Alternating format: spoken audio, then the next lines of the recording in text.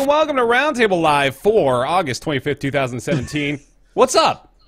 Click through the Mathis, screenshot we're and in notice. like Bears, like we're doing the intro. Yeah, he just starts talking about Mathis some is shit like, on hey, let me Steam. broach a big topic of conversation. Broach a big topic conversation. Well, you have 30 seconds during the intro, and you started like 20 seconds in. Normally, you guys respect the 30 seconds pre-intro. You're just silently staring at the screens, waiting for the show to begin. I appreciate that, but you Not today, just man. not today. I was just saying the character model doesn't move if you go from screenshot to screenshot. It's in the same fucking position. You every are time. correct, yeah. It's really important. I'm glad you got that out there before the show began. Yeah. Well, I wanted to before the show began, but now it's the show topic. Hey, everybody. Time moves. That's right. Welcome to Roundtable Live for August 25th, 2017. I'm BaerTaffy, joined by Rock Lee Smile, Mathis Games, Northern Lion. Hello, everybody. Hello. Hello, everybody. Hello. Every bunny. That's adorable. Did y'all my new intro. catch wind of that life-changing event over the weekend? You mean the eclipse on Monday? No, I meant, oh, damn it. You know, that was perfect. You gave me, like, the softball. I should have had something else lined up for the switcheroo, but I didn't have anything. I'm sorry. I'm sorry. That was so good. But it was the... So there was no life-changing No, event? there was no joke. There was no... I'm sorry. No, there was a life-changing eclipse, but there was no joke for me available to pull the switcheroo on you, is what I'm saying. Right. I'm sorry. I poorly worded that. Did you guys enjoy the eclipse? That's all I'm trying to say. That's all I'm asking. Here.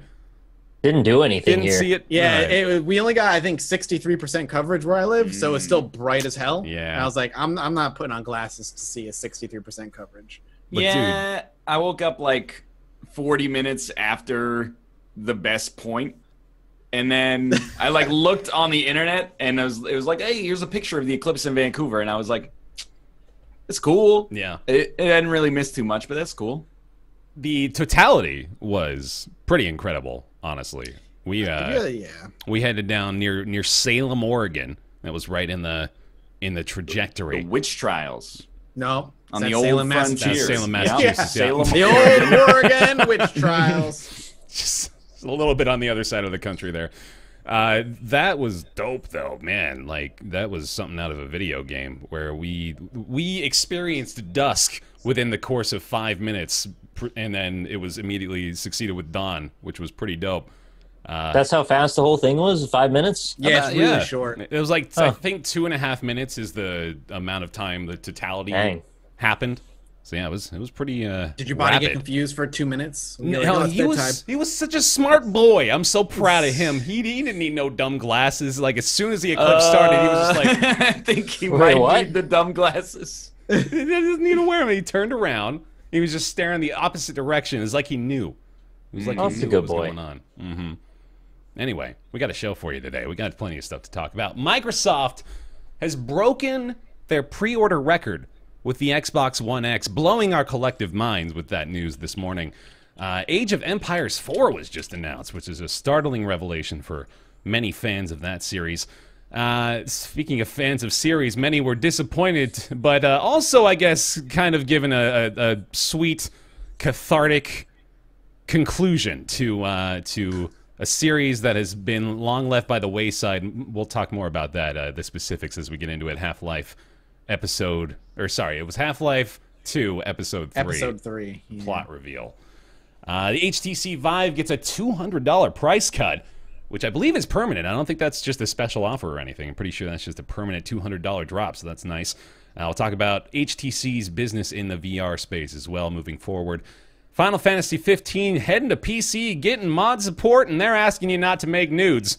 So just, you know, respect their wishes, please. Nintendo's SNES Classic pre-orders have gone up and gone down, and everyone's pissed. And right, you know, they're right to be so. It's pretty ridiculous how it's all gone down this time as well. Brink is free to play. Weird story.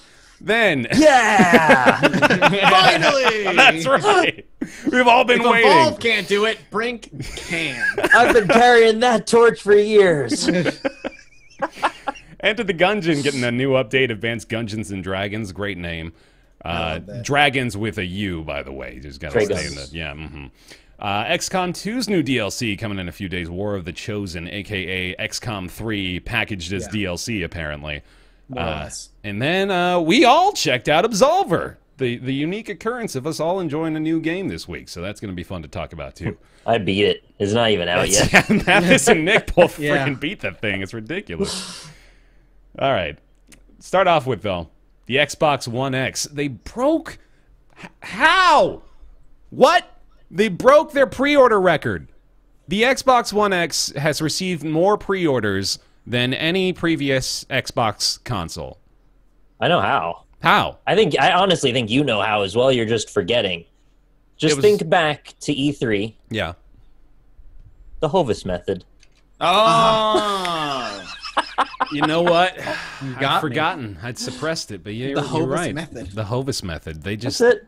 they unleashed their secret weapon, and we're all just powerless to its charms. Unfortunately, the Hovis method. Yeah. Yeah. Project Scorpio. I wish they called it that. The more I think about it, it's just such a cool name. We got Project the Xbox, Scorpio. Xbox One, Xbox One S, Xbox One X. This is too many. Are they going to have an Scorpio in Xbox One SX? Right? Yeah, combine them. Oh. No, it's I might Well, have it's- SEX on my Xbox One X. there. Nice. And gonna use the be- Hovis method to avoid getting my wife pregnant. I was trying to think about it. And I'm sorry. No, there's an acronym Well, there. I'm guess sure what's it's like not being monetized on YouTube. the Hovis method, holding out of vagina under scrutiny. No, almost. There was something there. It's like, the pull out, but like the hold out for the Hovis method. Yeah, they've broken their pre-order record. That's ridiculous. I want And- to posit two theories. Yeah. Okay. One, this only happened because population continues to grow on planet Earth. And as a result, there's more consumers available to pre-order. The other one, which I think is substantially less likely, It's a hell is of that a theory. we're all old and out of touch with what the average consumer actually wants. We could be not old, but still out of touch. Yeah, I like that one better. It confuses Whatever me else, sleep at night, Grandpa. because for the longest Yeah, time, thanks. Xbox has been like, there's no games on Xbox. Why would anybody buy it? And for the most part, that held true. Nobody was buying the Xbox compared to the PS4. It's weird that this is suddenly getting. I'm trying to think, is there a game that was announced that people were just like, yes, I need an Xbox for this? Yeah, dude. Like I don't think so. I'm racking my brain about it because I wonder if they're marketing it as like, I don't know how they're marketing it, but are they marketing it as like a brand new console, unlike the PS4 Pro, which is still the PS4, but with 4K capabilities? Oh. Hmm. They made a big fuss of this is the most powerful hardware architecture you can buy in a console. This is the most powerful console ever made. That's like, And I they're believe harping people on that. resonate to that idea. So that makes it's basically the next console out of Microsoft. From what it sounds like they Dude. just like it failed. Xbox One failed. Maybe Let's- people are right. Maybe PUBG has something to do with it. And it's not just me shoehorning it in, but Microsoft did that announcement with Yeah. Bluehole this week at Gamescom that was like, we're exclusive partners moving forwards. And, the game has sold like 8 almost million 10 on million PC? copies. Yeah, exactly. On PC. So maybe there is something to be said for the fact that people are like, I need to get an Xbox One X to play PUBG. That's wild, if that's true. Like, I wouldn't put it past it. Like I you wanted said, to receive almost it as a joke, but you're right. It's probably not a joke. It's plausible, I think. the further we get It's- into the lifespan of this game, the more things like that seem realistic. Like, looking at we talked about this obviously at length, but looking at the Steam stats still, it's one of 3 games with 6-digit numbers and concurrent players constantly on the entirety of Steam. Like, I can't imagine playing that game with a controller though. I can imagine playing it against other people who are With the using con- it's controllers. like Overwatch on console. Yeah. It's- Cross-platform, please. But I think like Overwatch, I might win. Overwatch makes sense because like not all of the abilities. I mean, like it's a little easier to have like auto aim correction, and like stuff Yeah, like well, that. Mm. in Overwatch, not only that, and not only are the abilities like a lot of the abilities wide-reaching, but the hitboxes on Overwatch are way bigger. Yeah. Way bigger. yeah, so that's accuracy true. is not nearly as important as something like PUBG, where As a Hanzo main, I take issue with that, but I guess I'll allow it. says the alt of a 2 dragons that just eat an entire screen. Because We I think get those hit by arrows, him anyway. Yeah, I think those arrows from Hanzo are about the size of a human head in the game's terms. Yes. But no, that honestly is a possibility. because that announcement did come out this week, and it's not like, you know, that is a direct correlation, but, you know, if kids start hearing the Xbox One X is the new place to play PlayerUnknown's Battlegrounds, that's the kind of hype that can drive those kind of sales right now, because it's the hot thing. I mean, I'm not also think it's plausible that maybe they just like have more available for pre-order. Like, I'm not saying that I would not be surprised if this broke the record, the record was like quote unquote legitimate. But I also am like, come on, like the 360 was so outrageously selling, and it was the first console out to market in that last generation. So I sort of thought that would have an advantage, or the Xbox One would have an advantage because the 360 had such a large install base, even though the wind got taken out of their sails by like 2 pretty bad E3s and the guaranteed Xbox Connect that you couldn't avoid. But honestly, I honestly hope that it does well. Like, I'd love to see competition ramp up again between PS4, because it's on both sides. Like, during the Xbox 360 phase, the 360 was head over heels way more popular than the PS3. Seems to have flipped for this one. I'd love to see them both be really popular, because we just win in the end if that's the case. Yeah. I mean, speaking of all of us winning, that is sort of a good way to tie in the second part of this, which is that another announcement coming out of Köln. That's how you say that, right? That German Köln. Yeah. sure. Yeah. I mean, we say Cologne, but you Yeah. can say whatever you'd like if it makes you feel better. CD Projekt Red. Yes. Fair enough. Another story coming out of there. Apparently, an Xbox executive is confirming that Microsoft and Sony are in talks for more crossplay. So obviously, they've already started working on things like Minecraft, allowing people to crossplay within that game, but they want to expand it further. And, you know, this is like, we're sort of seeing another rebalancing of the scales, as far as, you know, like now Xbox One X is hopefully going to be able to compete with the PS4 as well as the Switch, obviously helping Nintendo to enter back into that upper echelon of the big three. But it's interesting because alongside that, we're also seeing a lot more willingness to, like, you know, open up their doors and work with the other big names, you know? Like things like, well, this is a weird example, but the Blue Hole and PlayerUnknown's Battlegrounds with Xbox thing, there's the Sonic Mania being published on the Switch, which, if you think back 20 years, that sounds totally outrageous. And, you know, Rocket League has obviously opened up a lot of doors with crossplay, too. So it's interesting that as they are, you know, becoming more competitive again, they're also kind of simultaneously, like, working more with each other, the big three. Well, whoever's in second will always have an incentive to let everybody play with everybody. But I can understand people who are like, Sony are being jerks about it because they're kind of playing coy or even blocking crossplay, saying it doesn't factor into their long-term plans. I'm kind of like, that's business. Like, they've got more consoles out there than anybody else right now, and I sort of don't see why they would play ball with Microsoft. You know, they're direct head-to-head competitors. I will accept that it would be good for gamers, obviously. And, like, maybe there's something to be said, and there's some inherent merit in, like, they should just do what consumers want. But at the same time, you know, I can totally understand why they wouldn't. Yeah. Look, if we can get Spider-Man in the MCU, we can get cross-play video game consoles. But we need the Xbox One X or the, like, new Sony console, or the existing Sony console, I guess, to totally tank. We need the Amazing Spider-Man 2, but for video game hardware. Right. That was the Wii U, though. Yeah, but you can't cross-play, like, Switch. And, I mean, never mind. I guess you could, because Rocket League's out on the Switch. Yeah, I was going to say, I wonder right? if they're going to do Rocket League crossplay or not. It's really random, but the fact that they have, like, the Nintendo-only cars, Yeah. I wonder if, like, those showing up in a Microsoft or whatever person playing, I wonder if they'd allow that. You know what I mean? Yeah. I did see that Samus car. It looked pretty sweet, except, you know, I'm not going to buy it again on Switch. Well, yeah. You sure? Yeah, I'm sure. Right. If It's you a great wait, game. Not like, saying 5 it's years, not. they will probably just have free Rocket League entirely supported by microtransactions. So just keep the console warm. You have a different version of the future of Rocket League than I do. I'm hoping in 5 years we're all just in battle cars physically and, you know, having real life bouts.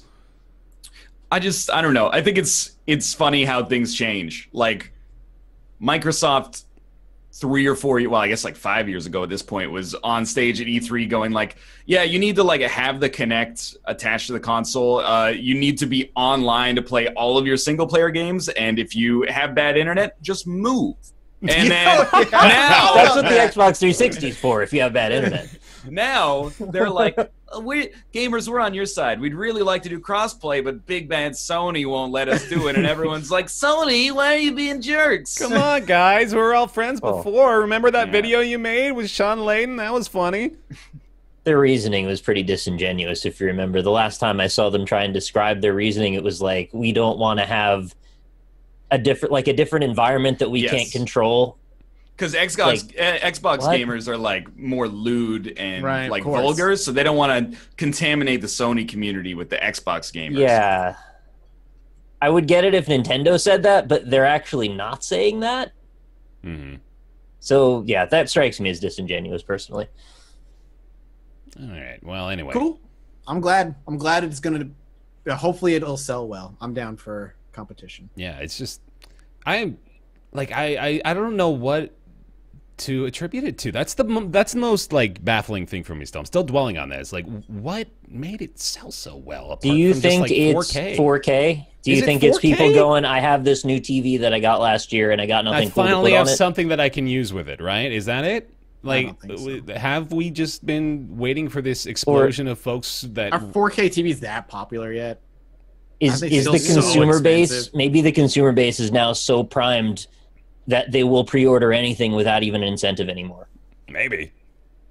We That's don't need a game. It's a new thing. We're just going to buy it. Listen, that's me my whole life. Yeah, Truthfully, let's yeah. pivot to the Nintendo conversation where pre-orders were open for 45 seconds and they sold, infinity copies. Let's honestly do fuck it, because that works pretty well. And I was just about to say, that's a bit of a pot calling the kettle black, because I did buy a Switch with no games on it. Like, I had a Switch, and then I bought Mario Kart, a game I already owned on the Wii U, and I just sort of just fell prey to the hype machine that way, because because it's the best game ever made.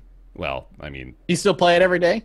No, but I play it maybe like a couple times a month, and every second of it, I'm still like, this is joyful. dude, I didn't realize. I mean, it is a joyful. I threw shade at you because I thought that you just liked it because it was the easy version. Because I didn't realize they have on by default that guided driving. Yeah, you gotta turn that shit off day zero. Yeah, obviously. As soon as I realized that it was a thing that Did you you could also toggle. have, if you turn the Switch Joy-Cons, that the car turns for you? No, is that another? I know they have That's- like auto accelerate as well. You can basically not even have to play the game, right? Easy 10 and mode. 2, man. It has 200cc, my dude. Yeah, It's the no, I do hardest that. Mario Kart they've Mhm. ever made. Bring it on.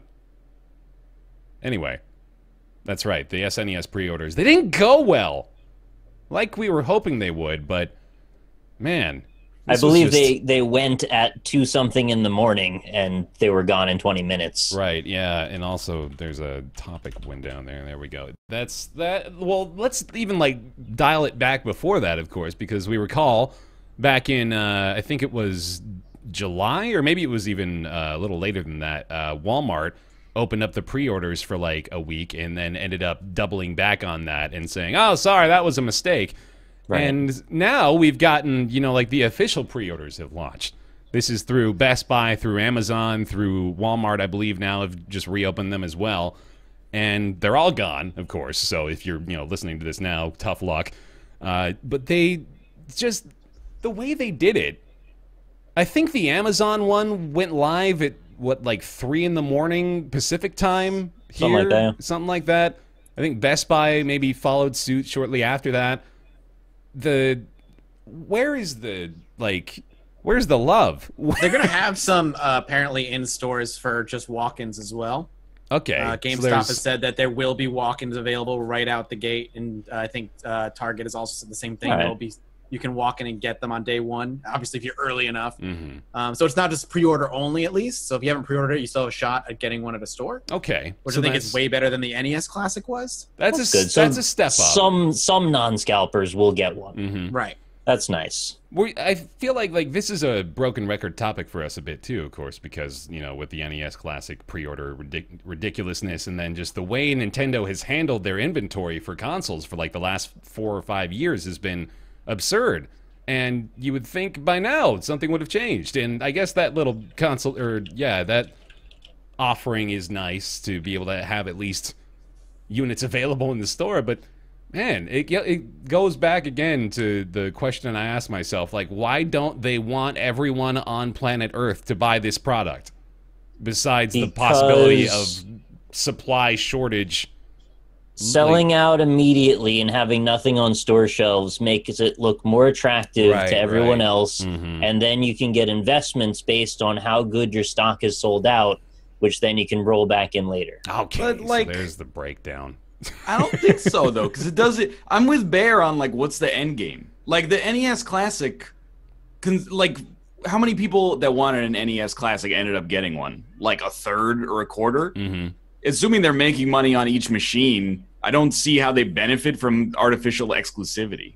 Like, I can't see how they're not making money. It's a freaking tiny ass emulator and a plastic box. That's also valid. I just think like it's more about like.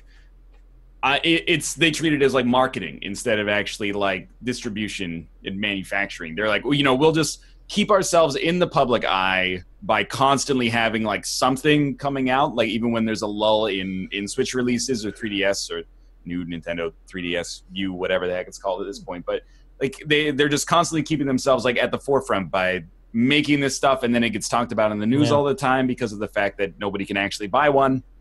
There is always a story in there not being a thing you want to buy, isn't there? Yeah. If it's always readily available, it's just kind of yesterday's news. But if it's the thing that's ready to come out again, then there's something to talk about, and all the news articles get to run and give them free press. So maybe from an outward-facing perspective, that is probably more likely the case. Indeed. It's real annoying, though. I wish they would stop doing that. Yeah, and I mean, there's no perfect solution, I suppose, either to the, the perfect solution is let everybody get one and make enough, but I assume there's a reason that is not a possibility for them to just literally make enough for people to have them. It's capitalism. They're min-maxing their opportunities. Min-maxing. Right? I mean, that's what capitalism's about. You take whatever opportunities you can get. They made one, and they're taking it. Yeah, and like as cynical as it is, I think the idea of them like intentionally doing something to drive the stock price up is not entirely far-fetched either, so it's... Yeah, that's the world we live in, man, but it's just a bummer because at the end of the day, it ultimately means that scalpers will benefit the most from this entire ordeal, so... Or, hear me out. Oh. Stop letting companies take advantage of you monetarily because you have nostalgia. Dude, that's not going to be a possibility, though. I think it's a conceivable possibility. We have entered prime nostalgia, dude. Like, it's actually kind of a weird... It's a weird theme of the show today, and also I feel like strongly in 2017 we have entered like peak nostalgia because this is a people who were you're saying exactly in the 1990s now have disposable income and can purchase things that sell me my nostalgia, baby. Yeah. I'll do it. I don't care. It makes me happy. That's all I care about. What makes me not happy is not being able to buy those things. Exactly. Yeah, and that's why we become so I don't mind someone peeved. selling me my nostalgia. That's fine. It's not. Yeah, no, I'm not against it either. Is the thing. I'm just observing it now, especially because like it's Age of Empires 4 is another example. This is like a series that was popular back in the 90s, right? With these old RTS games, and then bringing that back. You got Sonic Mania. Everybody's loved the 2D Sonic games. Bring that back. You got. But the thing is, like, they're good Crash games. Bandicoot. That's all that matters. They're nostalgic, but they're also well made. Well, I don't know how good Crash was. I still haven't played it yet, but apparently it's great. But yeah, people are saying it's pretty nice. But like, you don't need to own a SNES Classic. I haven't played. It's a nice opportunity for parents to show their kids what classic gaming was. I think is probably where a lot of it's coming from. That's a good point too. Yeah. But like, I also think part of it. I always put the blame back on the consumer in some way or another. I think they're falling victim to like this most transparent marketing tactic ever, which is the creation of the artificial scarcity. And then people are like, Even I was awake at like 2 a.m. I saw these tweets come in. Oh, pre-orders are about to come live. I was like, maybe I should get one. Worst case scenario, I could probably flip it on eBay for like $200, right? Even you were thinking that. Even then, I was like, I have no interest in playing it. And to be honest, I don't really want to buy one and flip it on eBay. You were like maybe the last person I would ever expect to buy an SNES Mini and flip it on eBay. You see this psychosis in like Battlegrounds. Now that they've introduced crates, people are like, I have to get at least the hot pants. I'm gonna hold it and like send my kid to college on that later.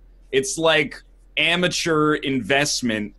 Like everybody's like, oh, you know, supply and demand. You know, it's a product. It's a single product. It's not like it's not a commodity. At least not from the perspective of the consumer. Like I just would want it for collection purposes. I just want to put it up on my shelf.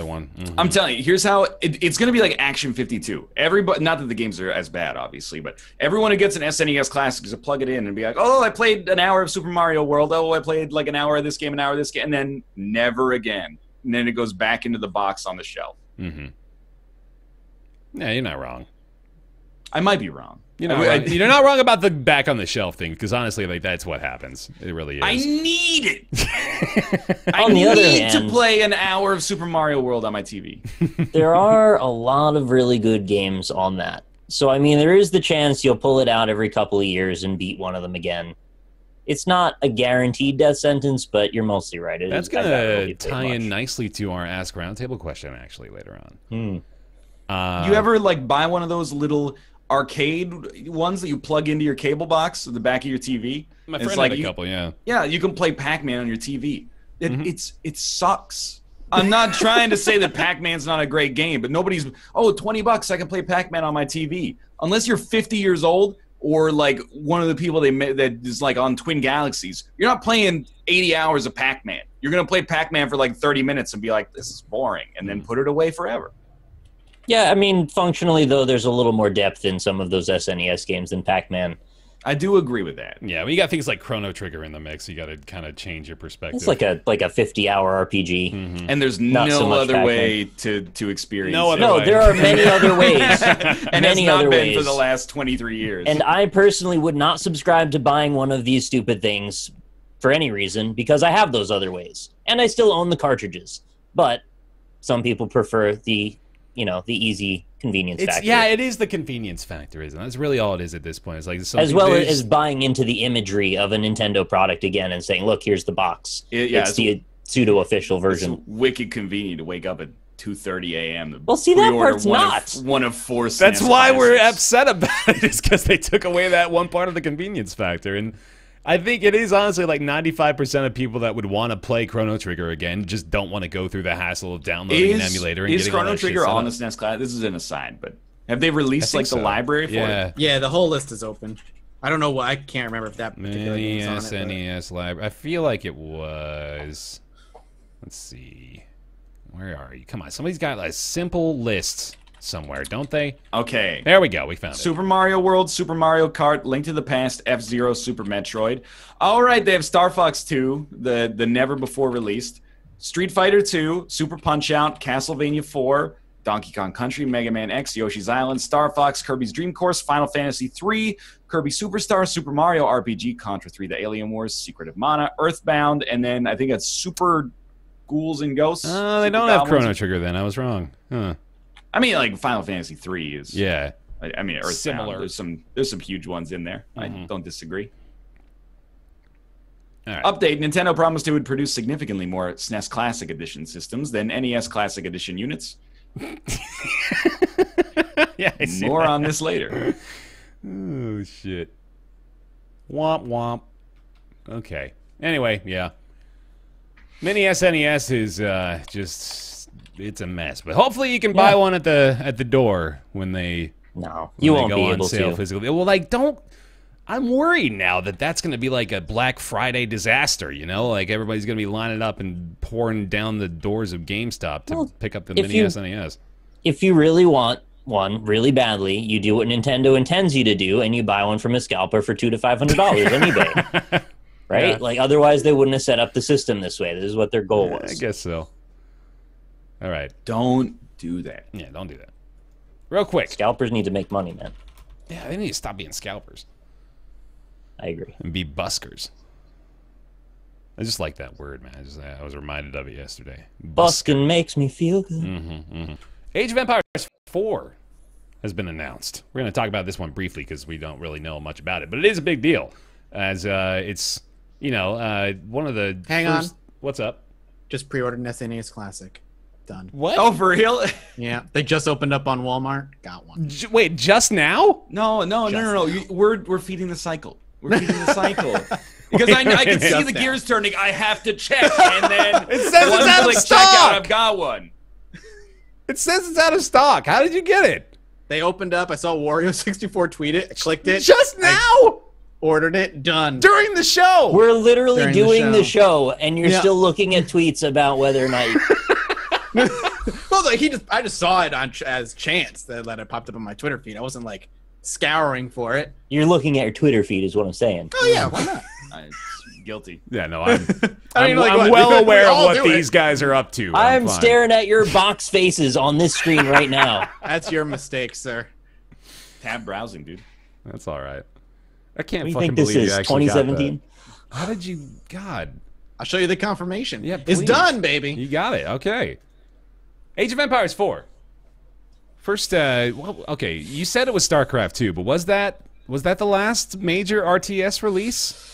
What would be... It depends on, I guess, what you would describe Total War as. What about or, Hearts of Yeah, Iron? see, I wouldn't consider. No, God, no. Hearts of Iron is like. It's possible real-time strategy. I mean, it's like I would call Hearts of Iron. I would still call Hearts of Iron grand strategy, in my opinion. Okay, Yeah, so you're still it's making very, the very distinction. deep. All right, yeah. And like, I think Total War is kind of an RTS. It's obviously got RTS elements, but it's more strategic, and there's elements of simulation going on top of, like, as an additional layer. Where if you're just looking for as like a pure RTS, level to level, build base, make army, kill bad guys, I think StarCraft 2 is probably the last one that came out. Okay, all right. So that is the point of reference for this being quite the momentous thing. Not to mention the fact that Age of Empires, of course, is a very popular series from yore, I suppose. First 3 games sold quite well. That was the late 90s PC era, and it's finally coming back from the... I believe it's the same studio, right? Or is I don't it think so. kind of like... know. Let me see. Hang on, I'll check. Yeah. okay. We well, got... The first series was made by Ensemble. yeah. Who- This new one is by Relic. Okay. But is Ensemble, like, around anymore? Did they maybe, like, get merged into Relic, or what happened there? Ensemble is a video game developer. Oh, Ensemble, yeah. Damn it, you got it before me. I thought it had me getting there before it was going to be faster. No, Who would have thought the internet? Yeah, no you know? kidding. The last game that Ensemble made was Halo Wars, and Oh. then they were closed. And it founded by previous members of Ensemble is Boss Fight Entertainment. Boss Fight Entertainment made Dungeon Boss for iOS and Android, released 2 Septembers ago. There we go. So they're doing... Oh, and this is the Age of Things. Mythology team as well. Of course, I should know that too. Yeah, so I played that. So You talking about Ensemble? Yeah. So I'm at least vaguely familiar. Age of Empires now. 3 was not very good. That's kind of where the series died. Age of Empires 3, slightly controversial opinion. I think it was worse at release than it's remembered now. Like, I was a big fan of AoE 2, and I owned AoE 3. And at the time, I remember being like, it's kind of a disappointment. But I think it's remembered more fondly now than it was then, because what came after it was like 6 years later, Age of Empires Online, where I played it, and I was like, I don't even understand. This isn't even like an RTS anymore. I have like a Habbo Hotel style homeworld that I can upgrade via microtransactions, and there's like a pseudo persistent world that makes no sense. But AoE 2 though is still big-ish because of the relatively recent re-release on Steam like 3 years ago. So okay. yeah. And then I Relic. used to think... Oh, go ahead. Relic is the Company of Heroes / Warhammer 40,000 team. Correct. Yep. One of the few game development studios left in Vancouver that is not making social or mobile games. Nice. They are making games for core gamers, would be the way that I would describe it. It's almost Hardcore the opposite. gamers. Matt, It what is were you- fully the opposite. What were you digging for in there? I was looking for the No, I was talking to Mathis. Oh, okay, yeah, never mind. What was I looking He's for? physically digging for something. You were. I was mentally seeing what digging. was in the box. That's all. Wait, you don't know? Well, this came in like a big old like 3 packages fans sent me to like fill up my bookshelf, and some of them didn't have everything. That one just has the CD. I don't care. That's cool. Okay. I used to think I loved RTSs, and I played StarCraft 2, like tried to play it competitively for a long time. But I think back, and I think I didn't like RTSs as much as I just enjoyed like this making bases and like the simulation aspect. I played a lot of Age of Empires 2. But the parts I remember about that is like building a nice town and going through the ages and making like, you know, nice little cities and stuff. Yeah. I also they're fighting games for me at this point. Like I might be able to muster the enthusiasm to play a single player campaign of Age of Empires 3 because I'm kind of interested in history more than I am in whatever the StarCraft universe is doing. Yeah. But like online, never ever will I play an online RTS ever again.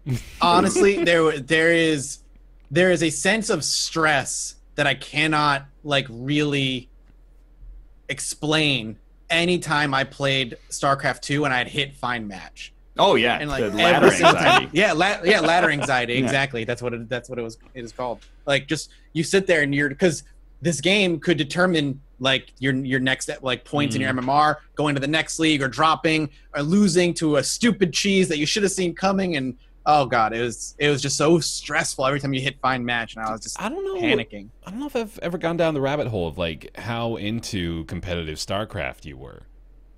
I was Diamond, which is right below Masters.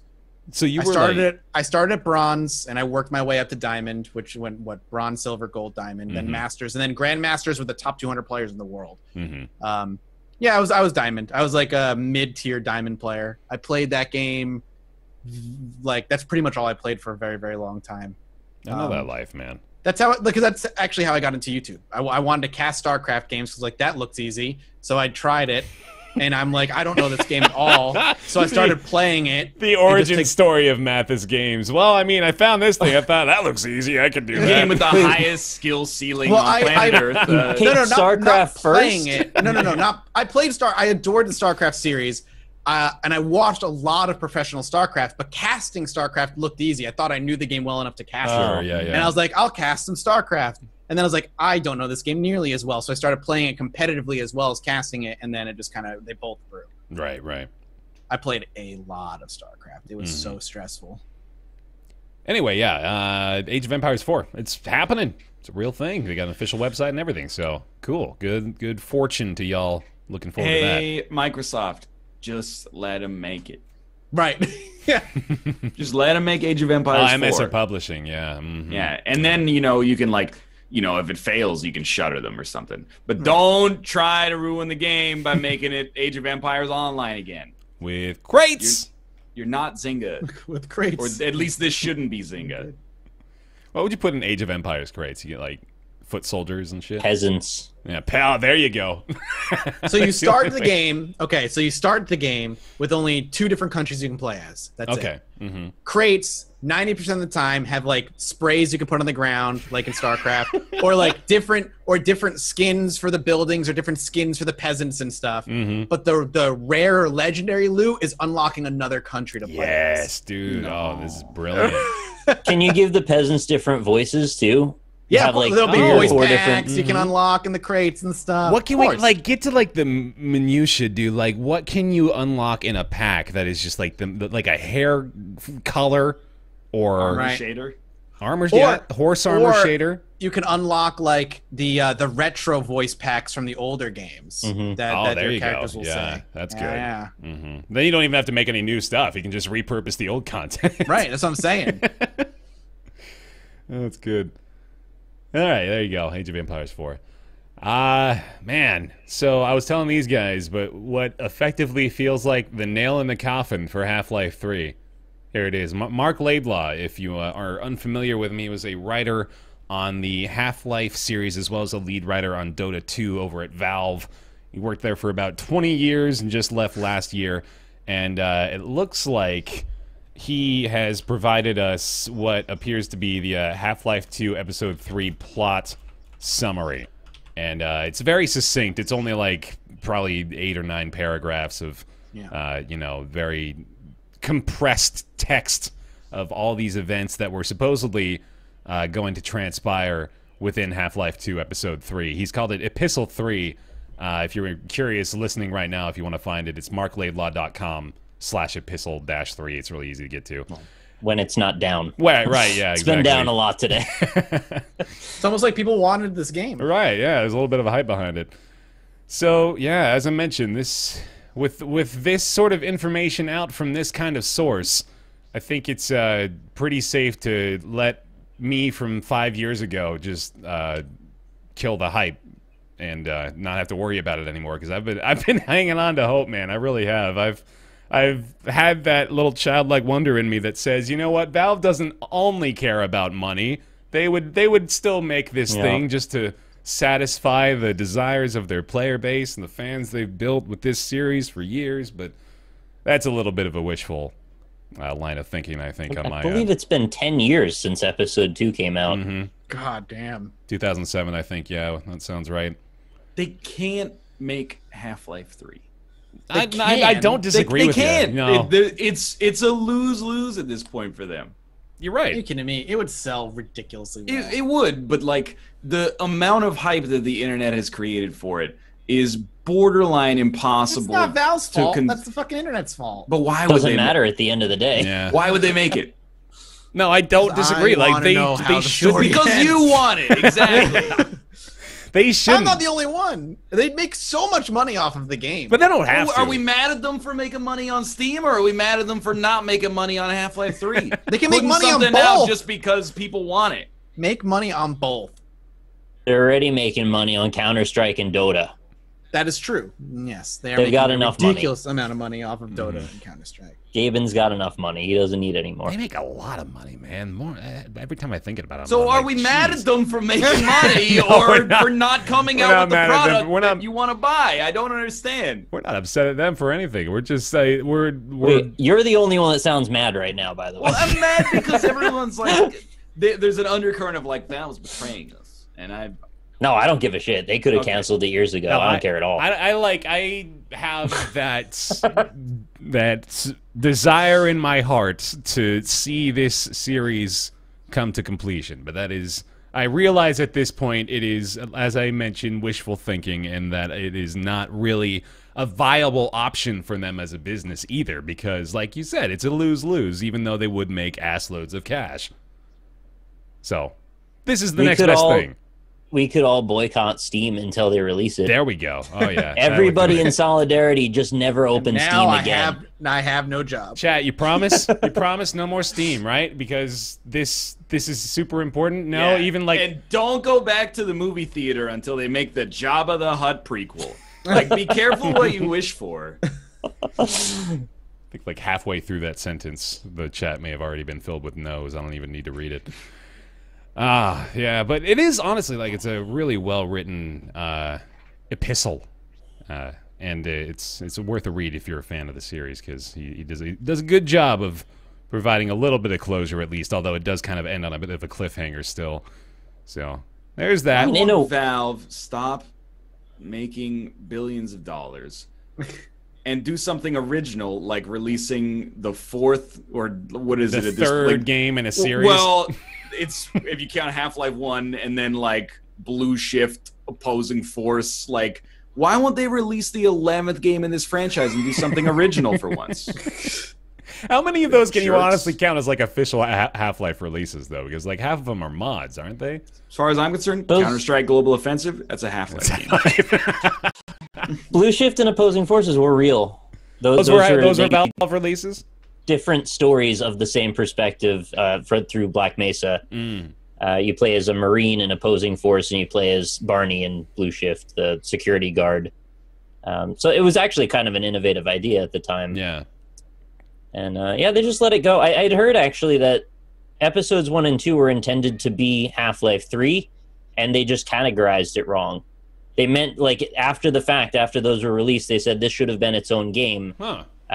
I guess presumably capping it with episode 3, but like either way, they shouldn't have been attached to the Half-Life 2 name. Yeah. So that's weird. kind of a nomenclature error in that case. I wonder if that would have shifted expectations if that was 3. At least it would have made a bit more sense that the engine didn't need to be revised 10 years later. Yeah. Right. You know, episodes 1 and 2 look like this, and then episode 3 is like, oh, that's something else. Mm-hmm. I mean, if they left the story at the same point they did, I don't know if the backlash would be any less. But imagine if they came out with Half-Life 3 and it was like worse than Fallout 4, with this higher level of hype sustained for like 5 times as long. Dude, that's like Or, actually 10 times as impossible. But they'd have to do like what freaking Fallout did, is like change it from a first-person shooter and turn Half-Life 3 into like a freaking walking simulator RPG or something. The problem with Fallout 4 is that it's not a bad game. It's a great open-world shooter exploration game. It's a bad RPG though, which is what Fallout has been since its inception. I don't think they like are capable of making it bad. You know, if they made though. It's just they're Valve, man. They're upper echelon. I know it's a little bit fanboy of me to say that, but it's true. They are part of the, you know, like the Rockstar Blizzard kind of category of developers that really cannot put out a game that you would be considered bad, I imagine. Well, except for the fact that the last thing they came out with was in like 2011. But like the lab, even look at the lab. It's like the lab is fine. Let's not go like the lab is not a masterpiece. It's not a masterpiece, but it's like it's a perfect demonstration of the capabilities of their VR space, which is what I'm talking about. Like when they have a specific thing that they want to do, they do it extremely well, and they have an amazing track record of doing so. So I feel like they would have to make something at least decent. 6 years ago, I would be right there with you, but with like no confirmed projects that we've seen over the course of like the past 3 years, like. Well, we have those 3 confirmed VR titles they're working on, but we don't know a lot about them. Have we seen anything? In them? Like, I mean, again, I'm not that cynical about the lab, but the lab is like, 90 minutes of content, and it's basically just like 4D WarioWare. Like, there's one, hey, I'm on top of Mount Rainier, like I could click my mouse and go over. That's right there, by the way. I guess there was more to that than I thought. I thought you like blow up balloons with your hands and then throw them in the air, and then it's like you're done. That's the tutorial, I think. Yeah, that's the tutorial. Mm-hmm. Okay, I misunderstood that. You never went through like all the other different areas of the lab. There's like the archery thing. There's like the. Don't think I realized there was anything else to do. I was excited to go do something else, I guess, so I didn't pay attention. Yeah, that makes sense. Mm-hmm. That's true. They are making Artifact. I forgot about the CCG. Oh, yeah, the card game. This is how you know you can like never listen to me, because everyone's cynical about the CCG, and I'm like, who cares?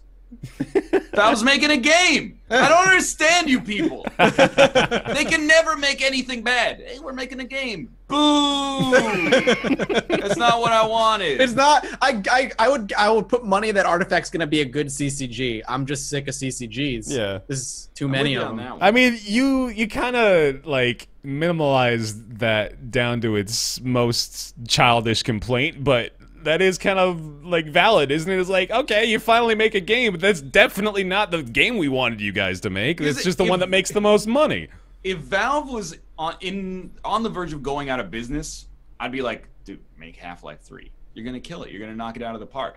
If I was making $1 billion, and anytime I announced anything, people were like, well, it's not Half-Life 3. I'd be like, fuck you. I'm gonna keep doing this. People were like more, gracious about it. I might consider it, I guess, but I don't know.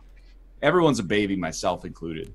I don't even know if like, I really do wonder how many people are still clamoring for it at this point. I'm pretty sure like the hype engine has died down. This was all they have to do is say the right words, and all of a sudden the hype engine will be geared back up again. I know it. Mm-hmm. These people are lying in wait. They're out there. Yeah. They've got Half-Life 3 t-shirts that they don't even know where they got them. They just have them. I promise we will see Half-Life 3 before we die. You do you? No. Really? Why? I think you don't want this. It's Indiana Jones 4. Oh, God. Yeah, but it could also be Star Wars 7. Right. It could be Star Wars 8. It could also be Star Wars 7. Look at the overall scope of the Half-Life universe and like its contributions, and then go, why? Well, like, what do you have to gain here? It's a I guess, an interesting story for a lot of people. But primarily the big innovating force about Half-Life was that it sort of pushed forward narrative exposition in first person, and then they did it again with Half-Life 2 and introduced physics. There is no room for that same kind of innovation the third time around. So all you're left with is you got to tell a really goddamn good story. Mm-hmm. And if you're not into it for that, I don't see where they're going to get off other than it'll just be a passable first-person shooter at and best. If that's the only thing you're banking on, you no longer have the guy that was a core component in making that first part of the story great in the form of Marc Laidlaw. So that's a bit of a handicap there, too. Yeah, I don't begrudge them. They did. It was fantastic stuff that they brought to the first-person space as far as PC gaming goes. I just don't quite get the hype the same degree everybody else seems to. I think like the hype was real in 2009, 2010, maybe a little bit after that. But now the hype is like a meme in and of itself. Yeah. Like there are people who are like, I can't wait for Half-Life 3, who were like born 2 years before Half-Life 2 came out. I'm not saying you can't enjoy games that are like older than you are, but at some point, you know, a lot of the people that are clamoring for this game are probably about the same age as the franchise or even younger. So I feel like it's half the meme or even more than half the meme at this point. Yeah, no, I'm with you. I think like the actual desire for it has subsided a bit and has now been replaced with just, remember how that was a thing? Whoops. Oh, well. The true ending to Half-Life was memes, I guess. Yeah, I guess so. As will be the endings of all of us individually. Eli dies. Spoiler. Sorry. Just... Well, I wouldn't say he dies. He becomes that boy. Yeah. Wait, what? I don't know. I'm just making it up now. All right. So there we go. There's that if you're interested in reading it. The HTC Vive drops $200 in price. Quite the appealing offer, I'd say, at this point. Still costly, but better. $200 reduction brings the HTC Vive headset down to $599, down from its starting point of $799. A lot of people speculated that this was a direct result of the price drop on the Oculus Rift. Of course, HTC was quick to refute that, saying, "No, that's nothing. No." But it's probably what it was. The other part of this is the fact that HTC may actually be struggling a little bit more than they let on as well. It doesn't have everything to do with the VR side of things, but the company did post a loss of $500 million last year, so not doing so great, and it seems as though they may be on the way out of the VR space, given how it's performed for them so far. I don't have the numbers on how that has done for them. I don't know if they're suffering the majority of their losses from that particular department. Maybe just the business overall is suffering, but if it sounds like they're on the way out, then this price drop may be indicative of the entire VR marketplace not being as strong as people like me are hoping that it is. So that's a little bit of a shame. Nick, you're not personally slighted by this anymore, I hope, right? I can't see a way to be other than, well, it's still sort of a net negative for me if it means the whole of VR is going down. Yeah. So that Oculus that I was defending and holding on to this whole time, maybe it just won't be that useful after all. So I can still be upset in that way, but yeah, I hope it's not. I don't really think it is. Mm-hmm. This is it's kind of just an expected move, I suppose, and they even kind of allude to that in their explanation of it in the description of this being, like about the time for them to bring the price down in the marketplace. Yes. And I think it'll be, like a little bit of a surge, but I am still fairly convinced at this point that we gotta bank on V2, because this is still pretty damn expensive for what is still not a very good sell just yet. It's still like it has to get cheaper. Yeah. We knew it would happen eventually. Like, we all own it. Like, you ever watch a sci-fi movie and there's like a jump in time and you see the people go out in the first spacesuits and they're made out of like aluminum foil, spray paint? We're them right now. We got these headsets that have like a 2-inch diameter cable coming out of the back of your neck, and you're like, well, don't. By the way, if you ever like turn around more than 360 degrees, like the game is just not going to work, and you might accidentally asphyxiate yourself. Like this shit it's gonna make its way into a museum in 25 years, and people are gonna laugh at like, how did we paid like nearly $1,000 for that? They paid $800 to put that thing on their heads. What is wrong? And honestly, I will still stand by like that first month with VR was like a magical experience that I had never been able to replicate. I would love to play VR more, but it needs to be not only more affordable. The headset needs to be accessible, man. Yeah. Yeah. There's like 4 things that are in a vicious cycle. And let's even taking the hardware out, although I agree with you that in order to sell it to like normal people, they're going to need, I guess I'm calling us abnormal, but in order to sell it to people who aren't in the industry or like have a lot of disposable income and really care about it, they're going to need to have better games. But how do you get better games? Well, you need developers to actually invest in it and make like big ambitious projects. Why would they do that when only like, you know, the install base is under 1 million or something right now? So the best that they could possibly hope to sell is maybe like 50,000, and everybody's going to complain about it because you're going to have to price the game at like $85 just to like possibly conceivably hit your break even. Well, then you got to sell more copies of the hardware to begin with. So, you know, I think this is like, it's good that it's going to be cheaper. I think the ideal end game, or at least like mid game for VR, is like something like Sony VR comes out or PSVR comes out for PC, a couple $100, maybe $300, and then that somehow unexpectedly like kicks off a rush. And if that happens, then that's good. But for now, yeah, I mean, VR has been kind of dead for a while. Hopefully, it's because people bought in early and are now making good stuff under wraps, but who knows? Like part of me, an optimistic part of me, honestly, thinks that's actually what's happening, because I like we said, we know Valve is really doing that, and they have obviously a lot of incentive to do that given their investment in VR.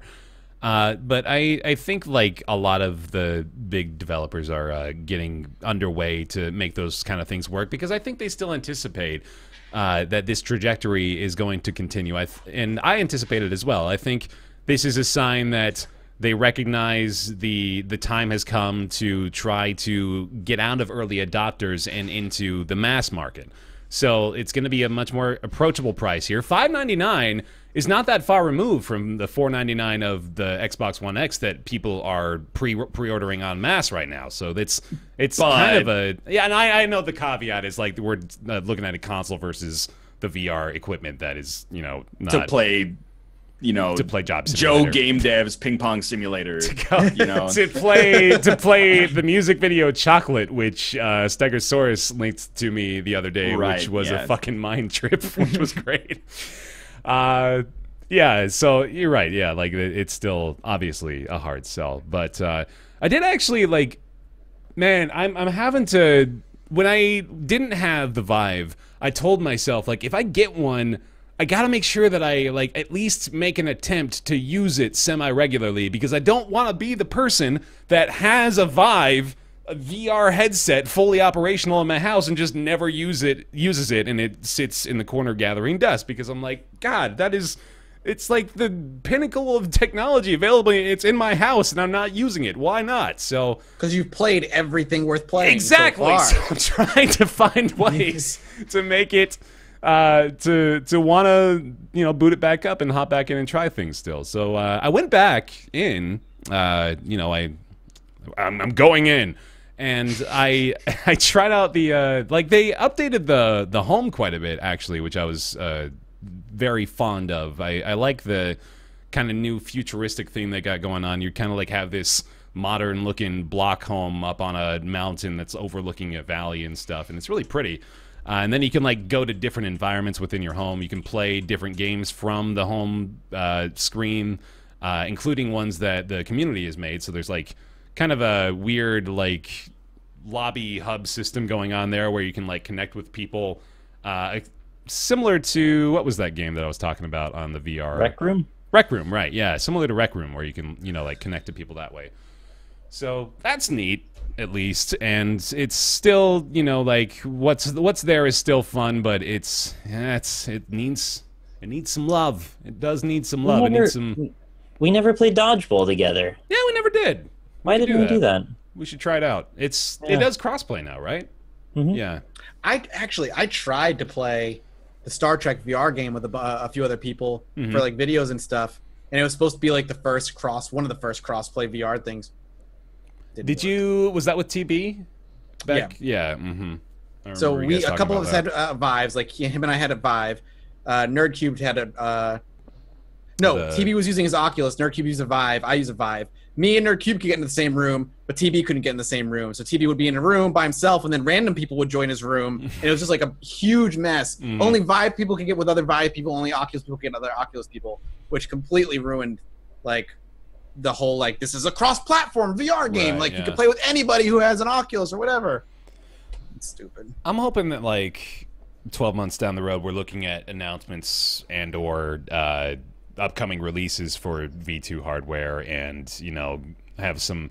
It would be so great if we could see that like coupled with big time announcements for game releases. You know, like maybe new IP in the VR space, or you know, like any of those Fallout 4 VR, Doom VR, any of that crap. You know, just kind of get the marketing and hype going again for what will hopefully be a much improved hardware experience. The thing's got to be like 80% lighter, I'd say, honestly, and I hope they can do that too. Like, I don't know how much of the weight of the actual headset is necessary.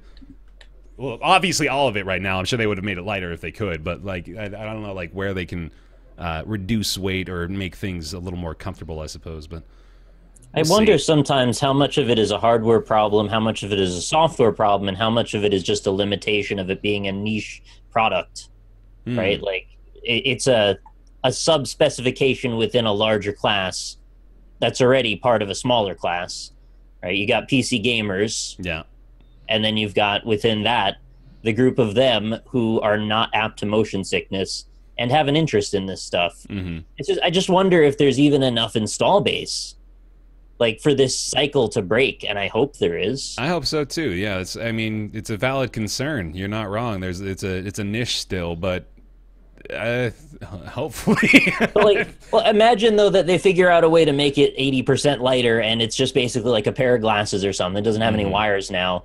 Is it being sexier and more accessible enough to make the people who are on the fence go for it then? I genuinely believe so, because I think like if you can break through to the folks who would be interested in things like you know, easily wearable things that aren't connected to any nonsense, and you can maybe like have shared experiences too. I imagine if you're able to reduce the weight considerably, you could have the idea of multiplayer with multiple headsets in the same room a lot more accessible. So I think like taking down those barriers honestly does make a pretty big difference in making it more appealing to the mass marketplace.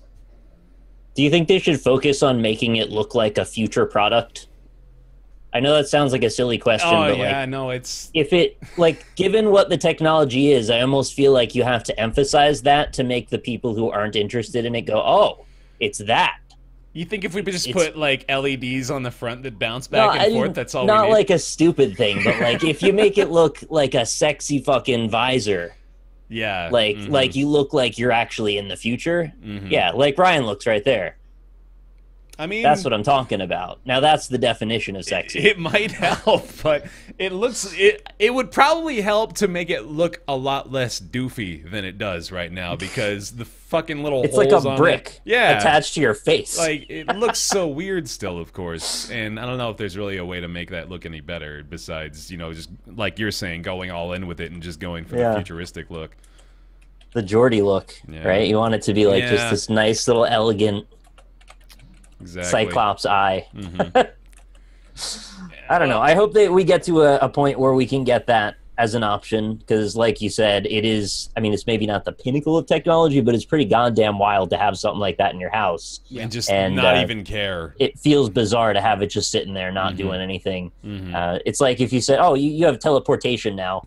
So yeah, well, whatever. I could It's just take over the there. bus. Yeah, I'll just go outside. Who cares about Who that? needs teleportation? It's so expensive. Yo, but I can just get nobody's in my car. making teleportation roads. You can only No, teleport it's not to like like nobody a bad has restaurant. Exactly. Nobody has the pods. It's like Yeah. you got the one in your house, but you can only go to the bus stop and then back to your house. You If gotta the wait for choice is you could like drive anywhere, or you could only teleport to like, you know, a Hardee's. You probably teleport every day for like 2 months. Then you might be like, I'm sick of Hardee's. Or like, no, You need to it get only groceries. brings you to like Alaska, and you got nothing to do in Alaska. Yeah. I like the Hardee's analogy, mostly because I haven't had Hardee's in a while. That's a. I don't know. I feel like there would be some utility for going to Hardee's. You can get a lot out of Hardee's. It's not just food. Well, It's a mostly culture. food, It's yeah. right. It's a meeting It's a place. lifestyle. It's not meeting just place. food. Hardee's. It's not just food. Yeah. This episode brought to you by no one. No, it's Hardee's. It's not just food. Final Fantasy 15 coming to PC. Hardee's. Hardee's. It's not just food. Oh, that's different the, like, inflections, man. that's the Arby's inflection. That's the where's the meat? We got the meat. Oh, Bear was talking Hardee's. about Final Fantasy. Sorry. Hardee's. It's not just food. It's not just food. It changes, like every word makes it a different sentence if you emphasize it. Final Fantasy 15 will have Steam Workshop support and will run on older PCs. That's exciting. Clearly, Yeah. yeah. I'm very surprised by that news that it will run on older PCs, considering the first specs I saw, it asked for a 1080. Oh, really? No, I didn't see that. I really didn't think they'd go the opposite direction that far. Goodness. Yeah, no kidding. Well, lucky us that is no longer the case, I suppose. Maybe was that maybe the recommended specs that you were seeing? I don't or- know. I just saw them throwing that around like it was a casual thing. Like, oh yeah, you just obviously got a 1080 if you're Yeah. running it on PC. He's talking about 60 FPS. Says the machine we've got here couldn't do that. You'd need a 1080 Ti, and even with For that, 4K apparently. oh, with native 4K, and even with that, 60 See, frames is not. I didn't possible. catch the 4K part. That's my bad. Yeah. Anyway, yeah, Final Fantasy 15 coming to PC. They're looking at a timeline of sometime next year for the PC release. So clearly, spending a lot of time on it actually, since the PS4 Final Fantasy 15 release was last December. So holy shit! It's the Rockstar recommended amount of time to make sure you. Right. And this is just funny to me that this is something that they've actually gone out and said. They, well, I don't know if I can even find like the exact quote on it, but they have more or less asked their community to do them the solid of not creating nude mods for the Final Fantasy 15 characters, which They said it's something about like it's up to your moral compass. Yes, they were like they left it sort of ambiguous, so they didn't want to force your hand. right. But Look, like, if you want anime tids, you can get your anime tids. Tids. All right? You can get anime tids wherever you want, kids. That's Tids. Not the gonna law. stop you. Listen, I got to skirt around that YouTube algorithm. That's yeah. Thank you. No, I appreciate you keeping us monetized, man. You're looking out. kids. What? Yeah, I want to see those anime tids. I can't be the only person that's like, they just want you to make the nude mods so they can sell more copies of. It does sound like it. Go check out some photos from the Square booth at Tokyo Game Show and tell me that they're against using sex to sell the video game.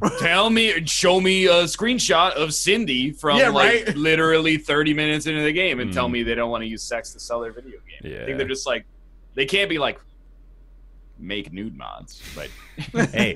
But they like- can be like, hey, don't make any. Who Yeah. who needs to come out and say it ever? They're gonna exist no matter what game it is. It could How be did a purple dinosaur. the more game. you There's talk gonna be about it, the nude more mods. I'm convinced that they are actually making an active effort to make sure those nude mods get created as soon as What do possible. you think the inflection was when they said it? Don't make any nude mods. Hardee's, don't make any nude mods. Yeah, exactly. don't make any nude mods. Yeah, that's all that is, though. It's just funny that they went out of their way to say, let's use our good moral judgment, folks. Let's not. There is no precedent for a Japanese company encouraging their players to sexually fantasize about the characters. It just doesn't happen. And honestly, like, if you think that, you're gross.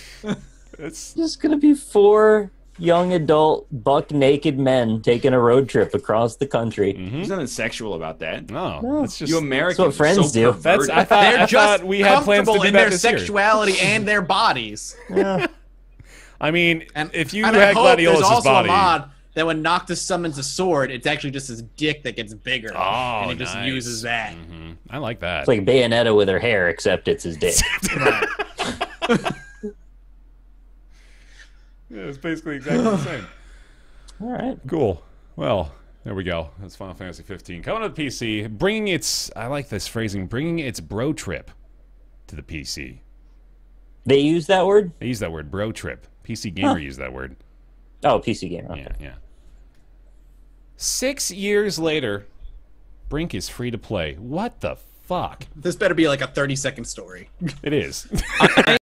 Dude, I didn't expect to be so cynical about everything on the show. But I wanted to bring this up because my whole screed against this is like, hey, a game we didn't really like and would never play even if we'd owned it for the past 6 years is now free. Who cares? I own it. Yeah, how many times have you been compelled to play Brink in the past, 5 years? Yeah, exactly. Yeah. But I figured this would be a great time to remember. Oh, yeah, Brink. Remember Brink? Wow, Brink was weird. It had a system that let you vault over the architecture, and that was sort of a good thing for it. Yeah. I mean, my memory of it was actually it wasn't that bad of a game. It just didn't gain traction and died out, and I don't think this will save it. Brink was the Battleborn of 2011 because... Brink came out at a time where multiplayer-only games were not the regular yet. Yes. And it was basically a multiplayer-only game. It came out before Titanfall took all of its systems and made them better and also integrated into a game that was actually good. And still failed. Yeah, also true. Mm-hmm. I think I remember it had sort of a presentation style similar to a slightly more serious TF2. Is that right? Yeah. The art style to it? I wouldn't disagree with that assertion. Yeah. Yeah, it's so, like yeah, you're right. It has nothing to offer anymore. They have kind of like a Watch Dogs 2 attitude with a lot of the characters, don't they, as well? Like, it's got like that really cyberpunk, we're rebels in the peak of technology, and we're gonna... I thought they looked that way, through. but then when you see them in the game, they're just like kind of goofy. Yeah? Oh. It's fucking Brink. It's fucking Brink. Hardee's, bring this up- it's fucking Brink. Only to head off future stories like this in the past. Because I think that this could become like the new normal. Is like the game comes out, and then like 3 years later, they're like, well, you don't have to buy it for full price now. You can buy like the basic edition, and then there's like these cosmetic microtransactions. You want to buy heroes and stuff. And then like 6 years later, they're like, the whole game's free, but we have like a rotating cache of heroes every week. It's just like the 3 stairs your game falls down as its multiplayer community dwindles to nothing is like... Yeah, it's a procedure, I guess. It's formulaic yeah. now. No, you're not wrong. I mean, we've seen several examples of it now, and that was one of the other Ask Roundtable questions that we were considering a few weeks ago was the fact that the idea of buying a game for $60 is like an entirely new concept at this point because there's so many different considerations you have to make, like between whether it's early access, whether or not there's updates coming for it, whether or not it's still in active development, whether or not it's been ported well, all this different stuff depending on what the game is, and you gotta be wary, yo.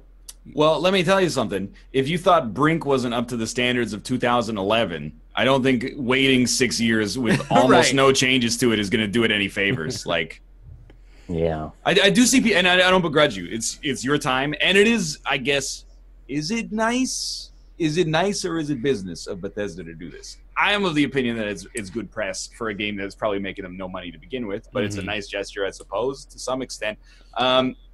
There people are like, oh, I played it on launch, but I didn't really like it. I think I'll give it another shot.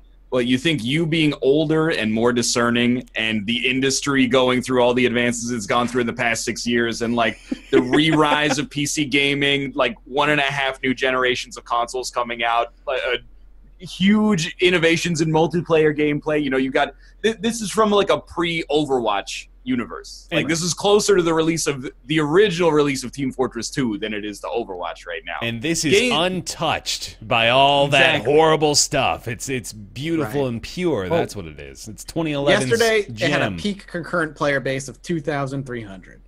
That's actually not bad. I mean, it's fairly okay, but I'm pretty sure like. But how fast is that gonna? Exactly. Yeah. I'm pretty sure this is like a 0.1 Evolve Stage 2s. Average play time of every player was around 9 minutes long. 9 minutes? Oof.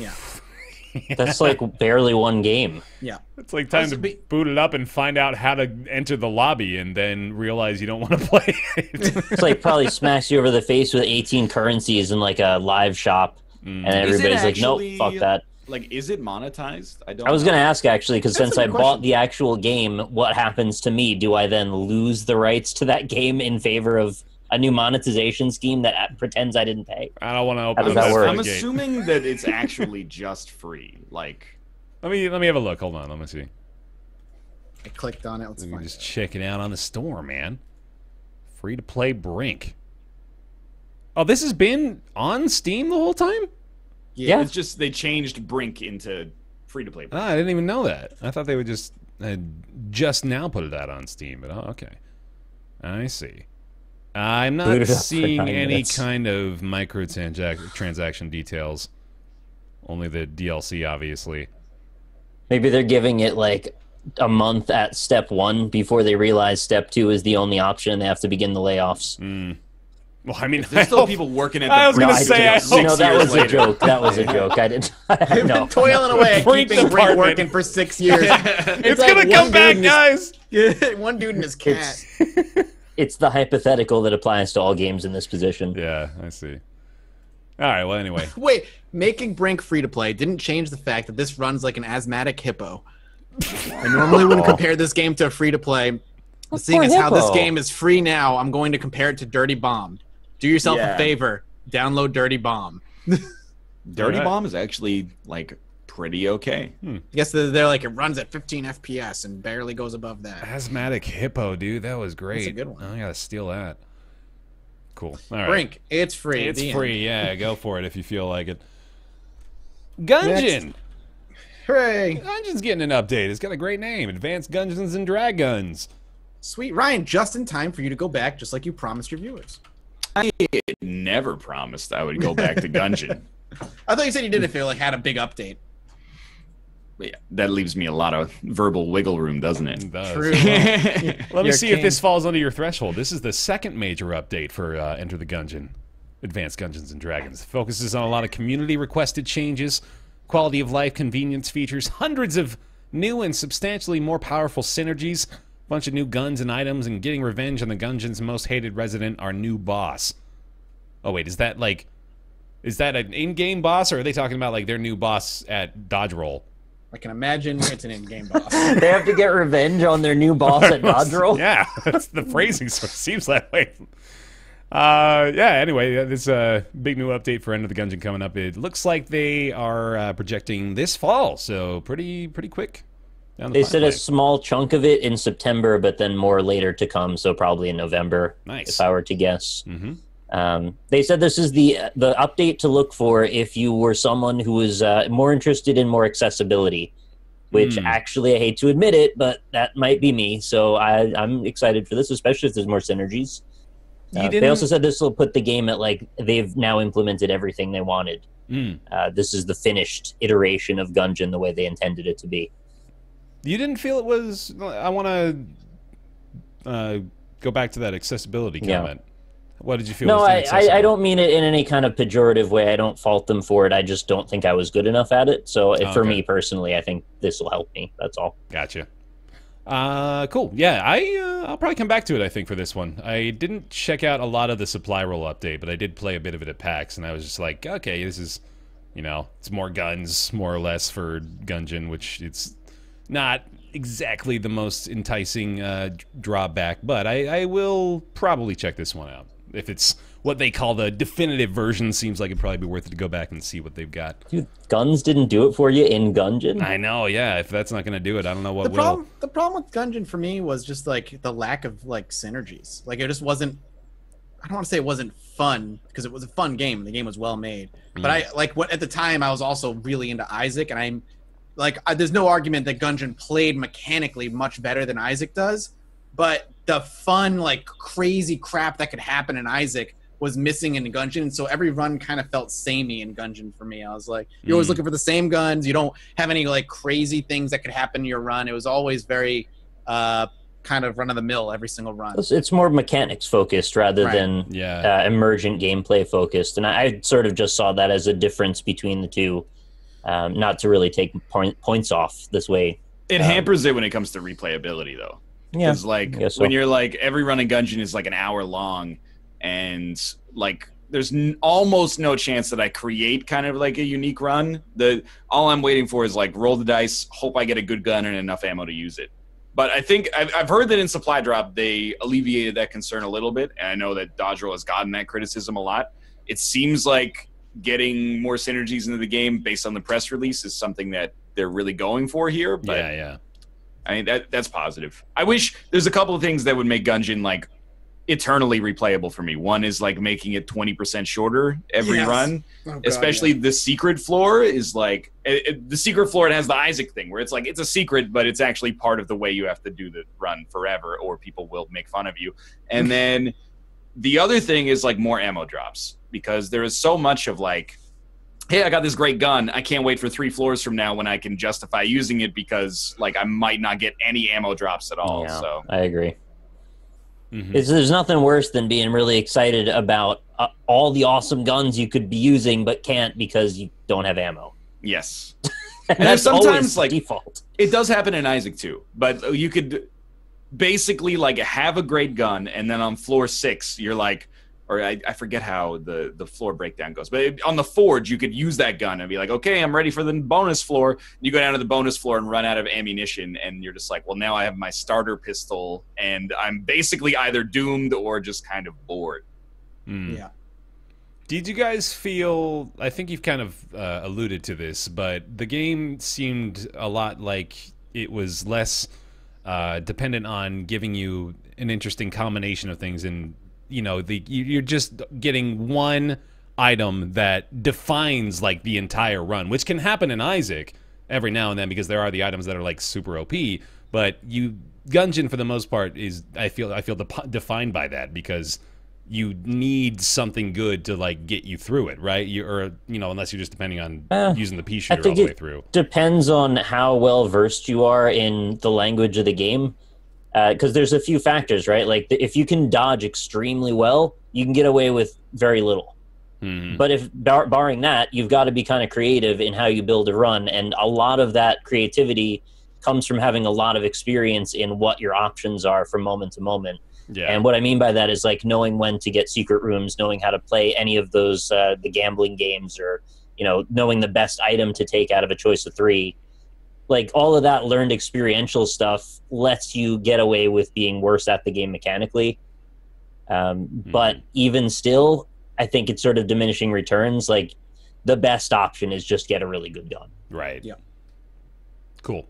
All right. Well, anyway, Advanced Gungeons and Draguns. It is slated for release, as I mentioned, this fall. So looking forward to that this year. Should be fun.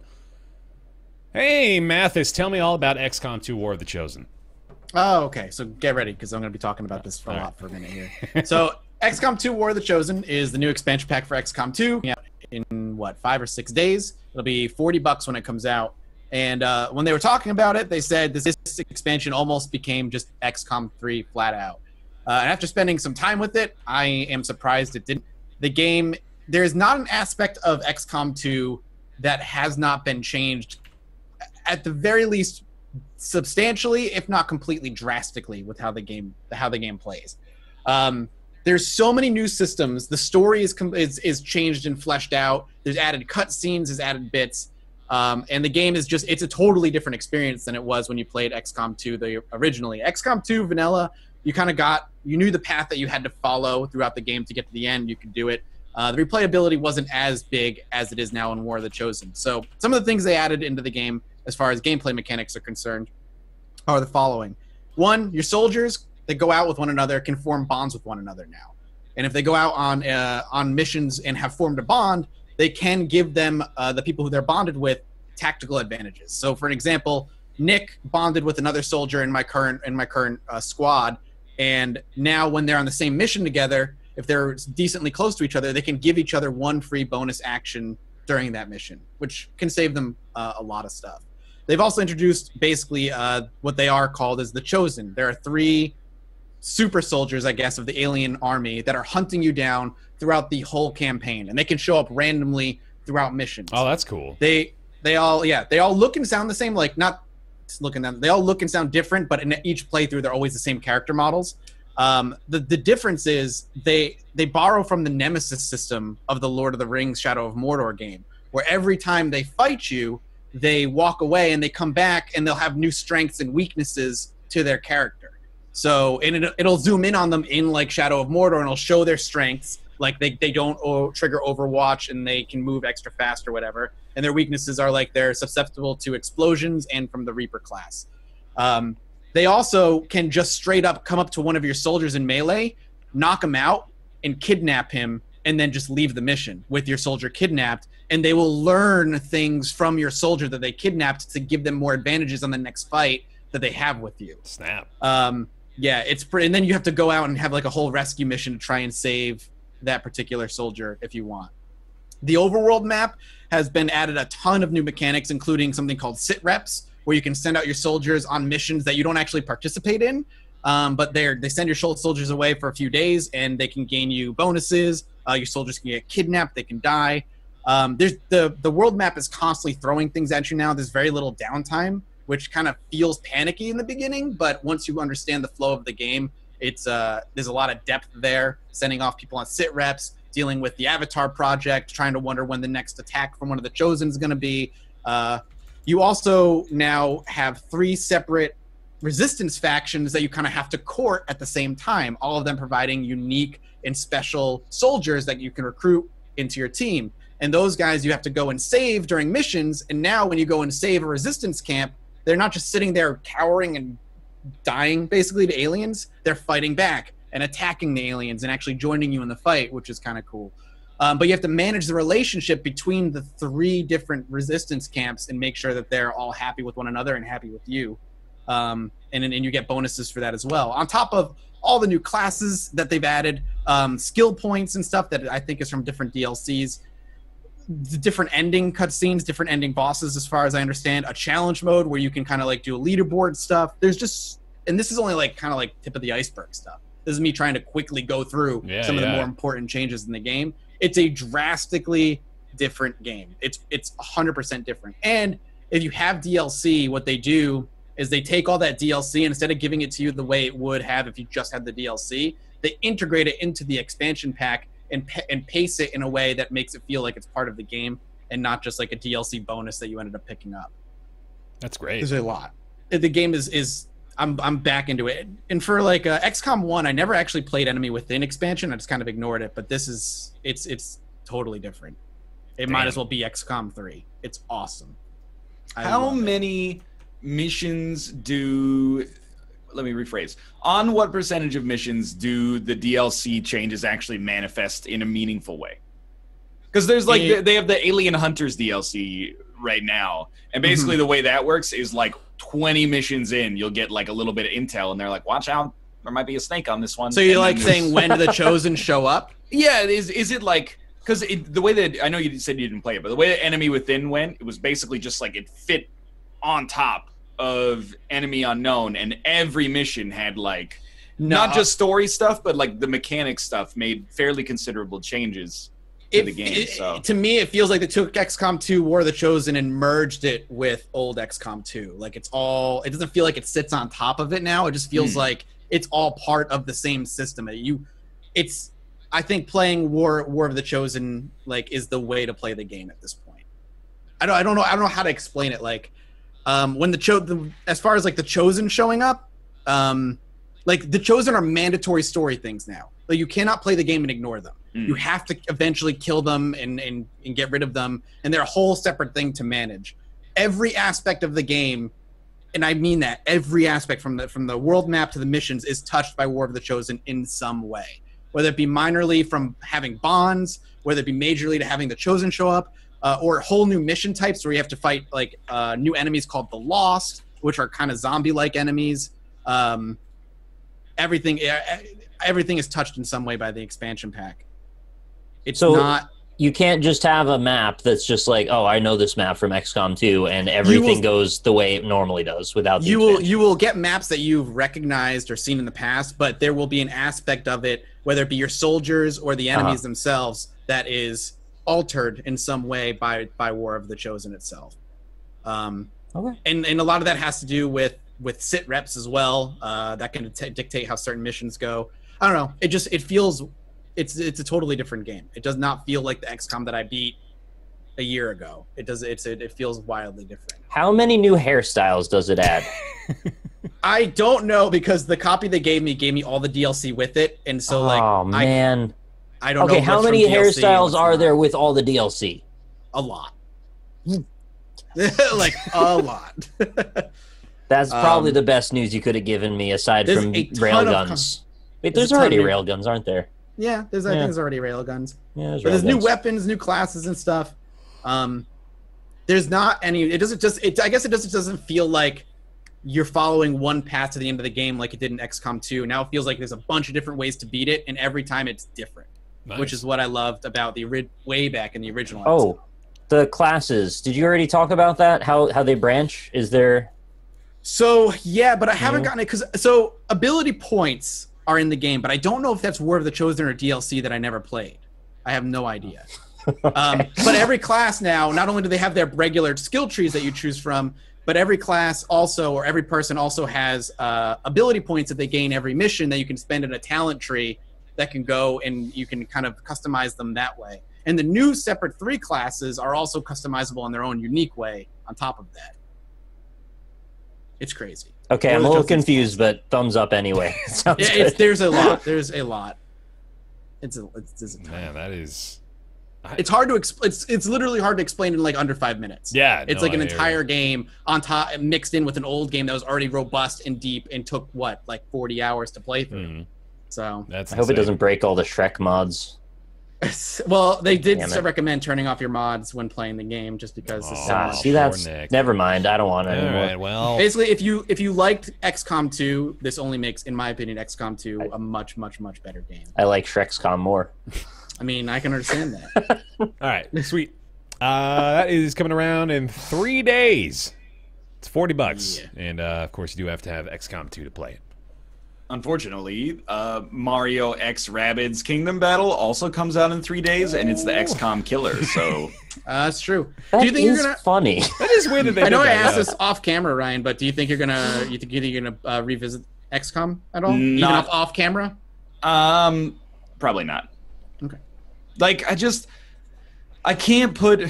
I don't feel compelled to put 40 hours into like a campaign-driven game off camera, and I don't want to do XCOM on camera again, because like I've already done like 8 different XCOM series over the years. It just like they never stop. I'm happy because I really like them, but like they never stop coming out with XCOM content. So at some point, I just got to be like,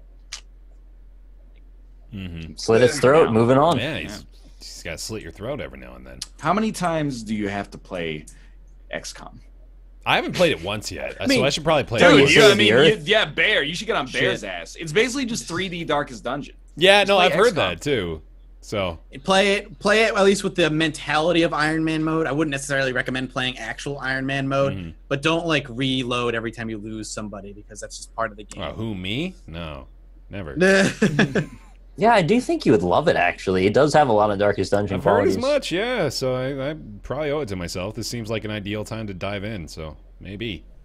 Dive. All right, dope. War of the Chosen, $40. Sorry, don't let me mislead you. August 28th is the release date there.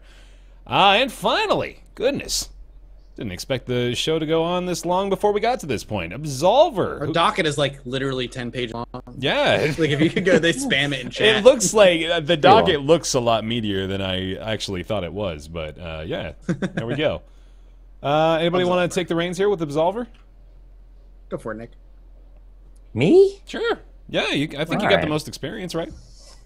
I got like 10 hours, I guess. Yeah, maybe. Yeah. All right. Absolver is I almost want to say first person. That's not first person at all. It's a third person if we're going to give it a camera classification. Third person open world fighting game, Dark Souls-ish invasion based, not MMO. Dark Souls plus For Honor plus Journey equals Absolver. Well, it's difficult to explain, but there is a quality that referencing Dark Souls is actually useful for in this particular case, and that is that the player transience has this kind of nebulous quality. People show up and they vanish, and they'll hang out with you for a while and they'll leave, and they just show up and fight you sometimes, or other times they befriend you. It's the Steam back of the box description. Absolver is a game with nebulous player instances. It's the nebulous player transience. Yes, get it right. Defining characteristic. Well, it's useful for the fact that it's kind of putting you in setting the stage for what kind of a game it is. That it's not necessarily a lonesome experience, but it's not necessarily an MMO either. It's somewhere in between. And the goal is you start out the game as a prospect, where you're essentially a student of martial arts of some kind. You get to choose from 3 different choices as far as like your martial arts style. You customize a character, and then you explore the world, going to assassinate these marked fellows that you get a tombstone with a bunch of marks on where they are. You basically just wander around, fight everybody you see, and level up your character. It has a couple of really unique elements to it, and probably the coolest thing about it is when you block, you actually absorb any moves that you don't know. You sort of learn them little by little. And every hit that you take when you block it will increase a little bar until you've eventually unlocked that move as a move you can now equip and use for yourself. So you build your own move lists, essentially, from the characters that you fight and how you choose to fight them. And after a while, you unlock more move slots, and you can actually customize your own combos. Gives you 4 different stances to choose from that you can switch between during combat. There's actually weapons as well. I think there's maybe 3 you run into in the wild, and then there's a couple that you unlock from beating bosses. And essentially, after you've worked your way through the whole thing, you eventually fight all of those major characters. You then eventually become an Absolver, and you have the ability to teach people as well as engage in PvP, which, well, that was an option you had the whole time, but it is then kind of encouraged because you kind of run out of PvE material. Yeah. So we'll touch on that. But anyway, my experience was mostly positive. The combat system is satisfyingly deep. It's not the deepest thing I've ever played, but it feels like Dead or Alive kind of style fighting. The graphics are quite pretty. The soundtrack is low-key. It's not the most like present soundtrack I've ever seen, but I liked what I heard of it. It was mostly ambience. The gameplay is not really confusing or overly elaborate. It's just enough that gets you into it and you kind of play for a while, and it lets you just kind of relax and fight everybody. So that was my takeaway. Generally positive. Yeah. I think Absolver is the most recent game where I had a very roller coaster ride with this thing. I was pretty excited for it. I started playing it and I fell in love with it. And then towards the middle, I started being like, well, it's a pretty good game. I like it a lot. And then I beat it and I was like, oh, that's it. And then now I'm kind of like at this like low point where I feel like they spent a good, the 2 years it's been in development, really fine tuning this combat system, which is really, really good. But they neglected to put much content for you to do outside of it. Like the game goes by fast. The world is actually not that big. It's confusing, but once you understand the lay of the land, it's pretty quick to get around. Yeah. And then you beat it, and you can go back in to beat up other players and go for gear if you want. But the gear isn't like Diablo gear where it drastically changes how you play the game or how powerful you are. It's just kind of aesthetic for the most part. I mean, I beat the game I took my time in 6 hours, and I'm done with it. And that was me taking time to just go fight players randomly and just not really pursue the quote-unquote story modes. I feel like the game could have done a good another year in development just at spending a year making content for the game. Because it feels like a very shallow kind of experience once you finished it. Yeah, I completely agree, actually. As much as I said it's a positive experience, I was kind of just rating it on what content there was.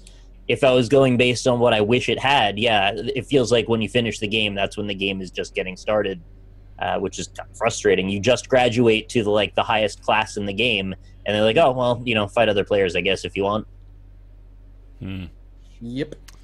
Yeah, I think I've had a similar experience with it. I don't have nearly as many hours as you guys do. I've only got, I think, 2 or 3 right now. But I like the combat enough to recommend the game still, but I absolutely echo the sentiments that you have put forward, which are that it's a little shallow at the moment, and I wish that it just had more time in the oven, because it's a little rough around the edges, both in terms of the presentation. I feel it's it just, the world is pretty, but it doesn't have a lot of life to it. You know what I'm saying?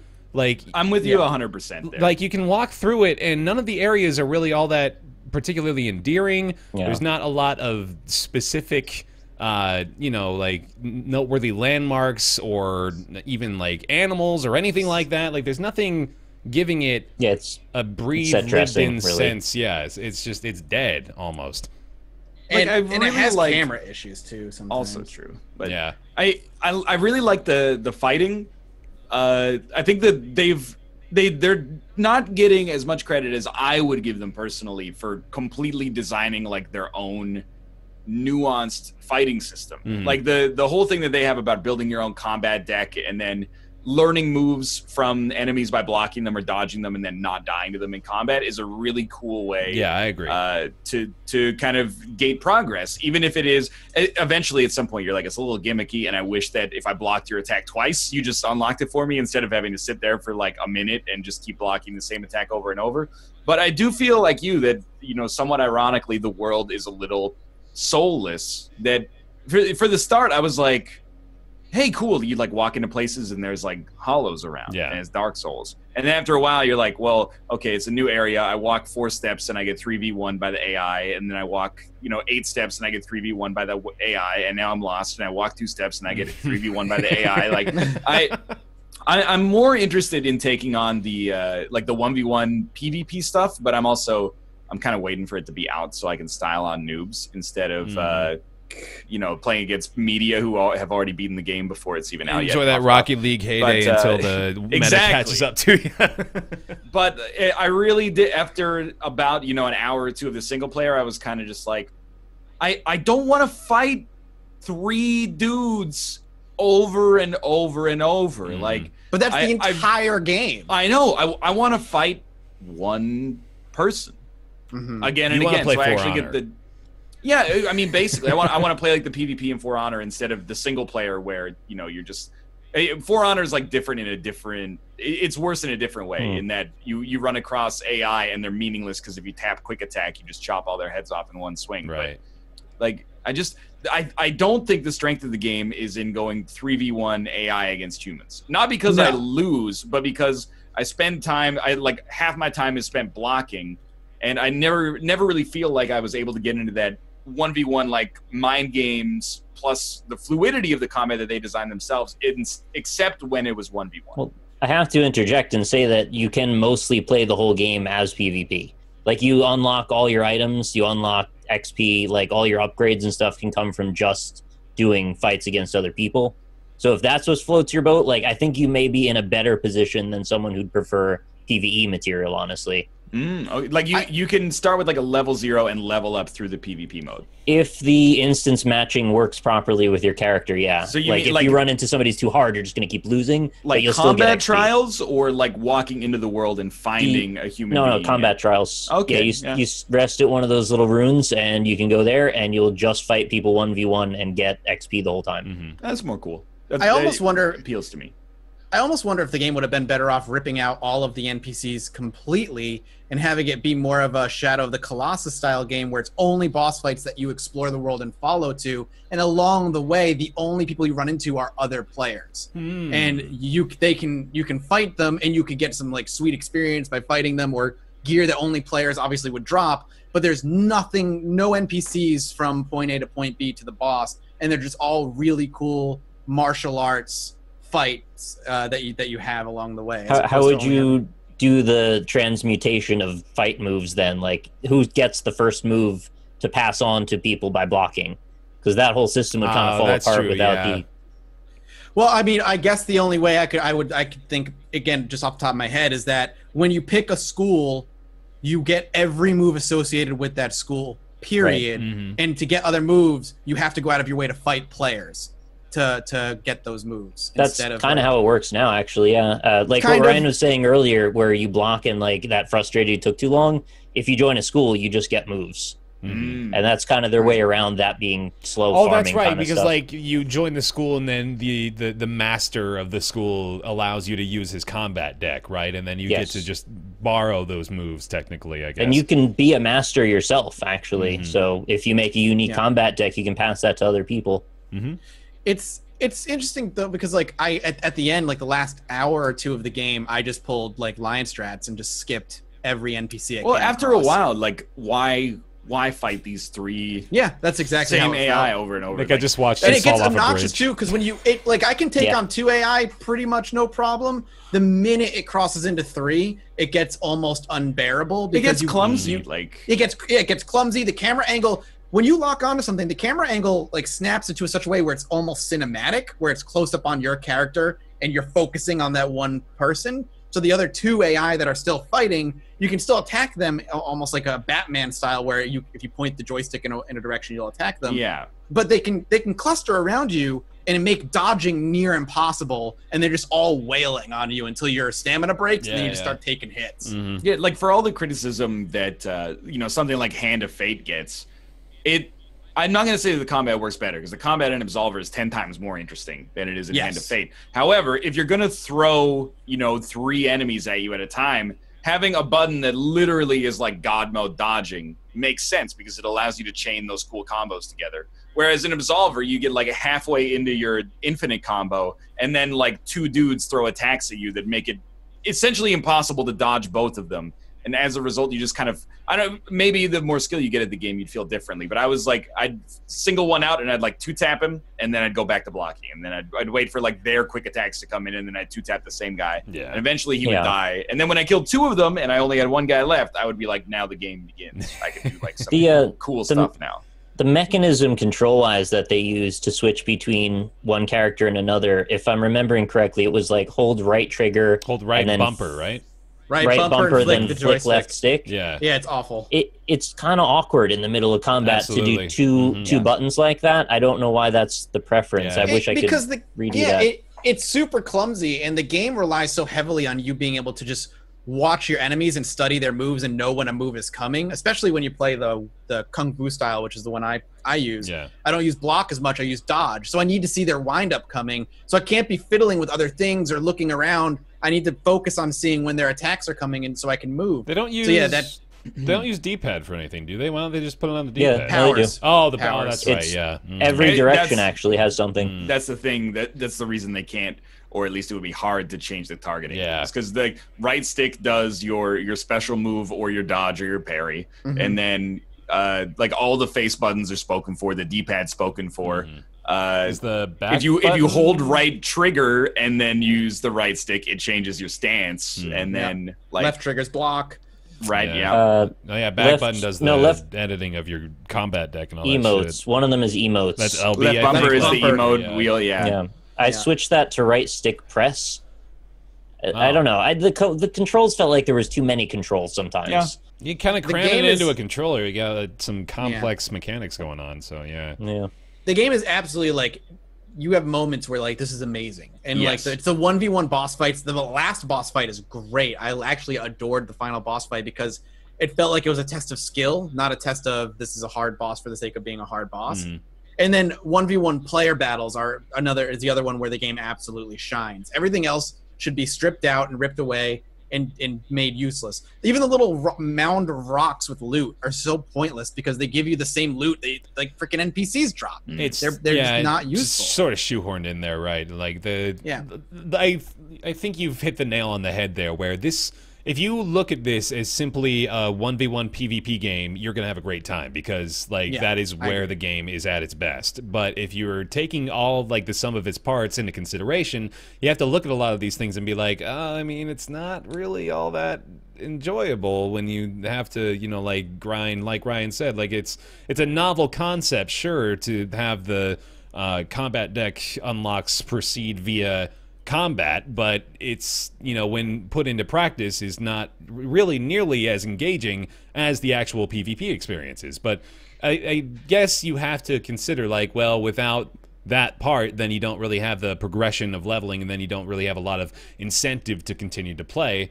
But I feel like the incentive to continue to play should just be, it's really, really fun to do 1v1 PvP in this. I mean, that's the thing in the end, is that I think Absolver, even if I don't think it succeeds 100%, particularly I think it's kind of, the single-player campaign is, like, a little overly ambitious, might be. Like, it's overly simplistic. Well, I just think it's like they were clearly very inspired by Dark Souls. Yeah. So they kind of made, like, what feels like a Dark Souls vertical slice or something like that. But it doesn't necessarily work well because the encounters are not...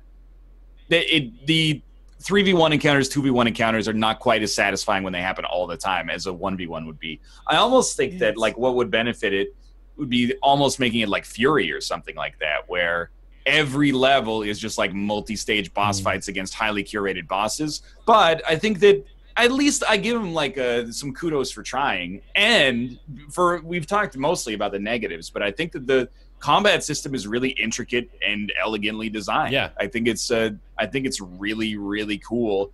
And they didn't just make, like, hey, it's like you press X and you do the same exact combo over and over that everybody else is doing. Like, you can kind of have your own combat identity and style that is semi-unique to you at the very least. Yeah, there's a good deal of nuance to the combat as well. You have to pay attention to very specific things, cues from specific attacks. You have to know what things can, like, break guard and or create other sort of status effects. So there's a lot to consider. And the effects are really kind of cool too. Like, they're very subtle, but like when you summon a sword and stuff, just the effect of the sword coming or putting it away, and you're like kind of, they call it folding, I think, is really neat. I like it. It might sound rude or reductive, but I would love to see this combat system, like, in another game entirely. Really? Like, just take what they've built and put it in something else. Either that, like I said, kind of Shadow of the Colossus style boss fight only style game. Or people have said 1,000 times in the comments, this would be such a cool combat system in Jade Empire 2 if they ever made one. Like, they've made an awesome, really deep combat system that is in a kind of poorly thought out, thin game. That needs more. I didn't even think about that. That's definitely an apt comparison to Jade Empire. That would be really interesting to combine those two. Although you're making me think now to put it in some sort of Shadow of the Colossus-esque boss rush, like, this world, like I was mentioning, it's not interesting enough or engaging enough, I feel, on its own to strip more out of it and keep it compelling enough to proceed through, right? When you beat the game, like, the final, it's not a spoiler really, like, all the guy says is like, all right, you come out of because you get teleported into this world and you come out of it, and he's like, all right, go back into the world and train, we'll call you when it's time.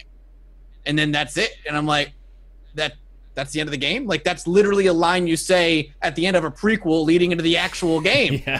Like, what do you mean now it's time? That was all just a training session for the actual game that's not actually there? I think what we were meant to read that as is you've finished the tutorial, you're now ready for PvP because this is actually a 1v1 PvP game. Yeah.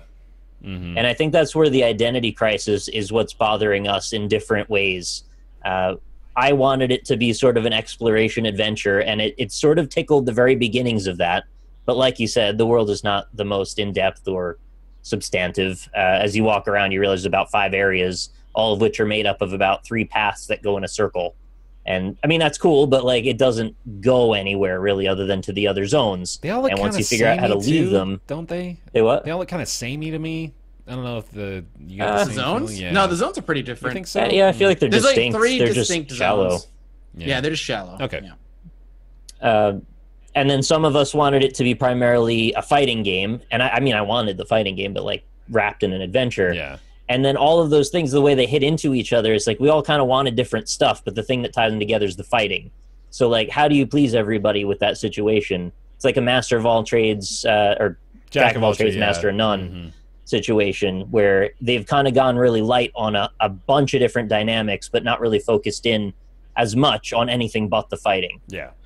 I also can't tell, not to keep harping on this game, but I also can't tell how the difficulty is determined, because there are times where I go fight a marked one and he has like 3 ads, and then I die, and then I go back and all of a sudden he only has 1, and then he has none, and then he has 2. It doesn't make any sense. I think what happens is, since the world is instance based on your level, probably someone joined quickly into your area, pulled those 2 mobs out, and then despawned. Oh. And then now you're, or it could be a bug, because I've also had 2 instances of a boss at once, because like that mob respawned when it was still there. And those are the kinds of things that I want this to be a game with a AAA level polish, and not to, you know, diminish the work that they've put in this as an indie team, but you can see it's got an indie feel to it, you know, like it feels like the kind of game that would tremendously benefit from a hyper focus on what's good, and then just, you know, like make that as good as it can possibly be. And that's not really what we've gotten. We got some rough around the edges, like you said, jack of all trades, kind of trying to touch on every base sort of experience. Also, what's up with the inventory? Like, you get all these items through the course of the game, and by the end, sometimes you have 3 or 4 of the same item, but there's nothing you could do with them, so they just take up slots. Can you? It's not like you could sell them or drop them. If you beat a player, I thought you got some of their loot. That's not the case. I think so. I think you just get XP or something. Yeah, that's all you get. Ugh. So there's just sort of like, there's this half-baked inventory system where they seem to want you to have loot that you're excited about, but most of it is worse than what you have on. And then you just get 6 or 8 of the same thing, and they'll just kind of sit there until you're done with the game. I don't know. I feel like those items were meant to go somewhere or do something. And ultimately, what are you going to do with all this, like, kind of vendor trash that there's no vendor for? Right, yeah. Yeah. As like, I get the... Go ahead, please. No, go ahead. The Karns, like, the point of them was, like you said, they didn't seem like they belonged there. The point of them is to lead you around the level design. There just isn't enough level design to make it feel meaningful. And the items in the Karns, except for the masks, because there are a couple masks, are just loot you get everywhere, really. Yeah. Just wait to get to the tower, Ryan, if you end up beating the game, because there was a point where I was getting 5v1'd, and I just needed to run. I just needed to just run by everything. Just bring a co-op, buddy. Yeah, you bring a friend. That's the best way. Or just do what I did and just skip everything, go to the boss. Just run up the tower and ignore it all. Which I was like, well, I mean, it sucks because I'm not exploring what's possibly in this tower, but at the same time, if I turn around and I go to fight something, it's going to be at least a 3v1 and multiple times 5v1. I will say I did have a pleasant 10 to 15 minutes of a guy randomly waving me down, and we went and beat up a bunch of NPCs together, and then he disappeared. That was one of those. My first day was met with a guy who was completely outgeared and just kept beating the hell out of me.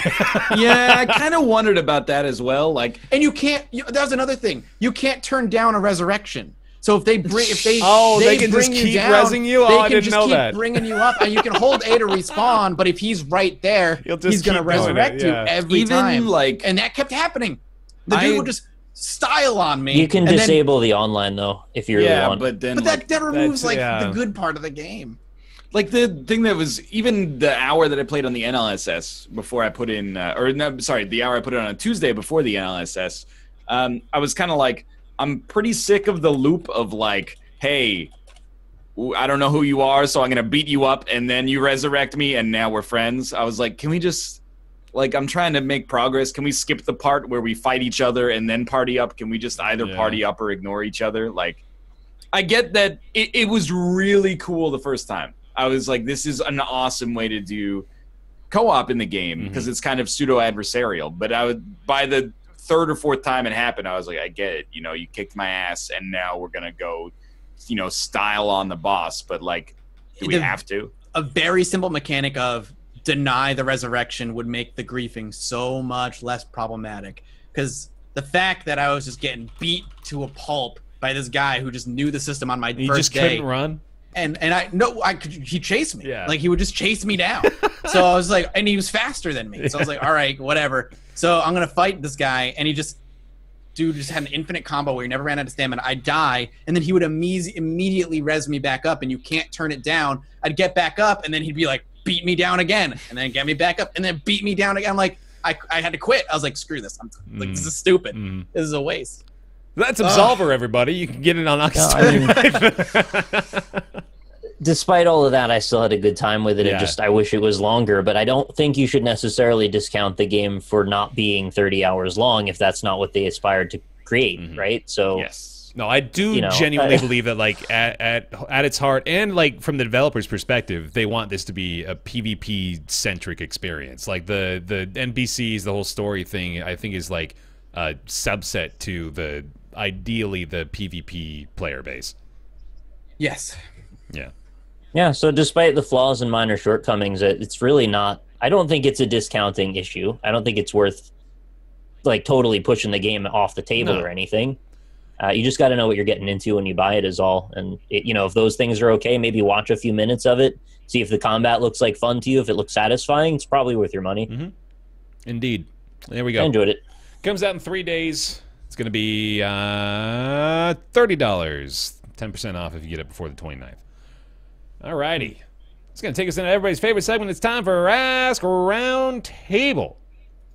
Ask Roundtable is the weekly segment where you send your questions into roundtableyt@gmail.com. We do our best to answer them. This week's question comes from... That's not the right one. Uh-oh. Hold on. It's not from Jerry. I got to save this. Well, I'm going to do this live on the show because I have a new question right here that I failed to save.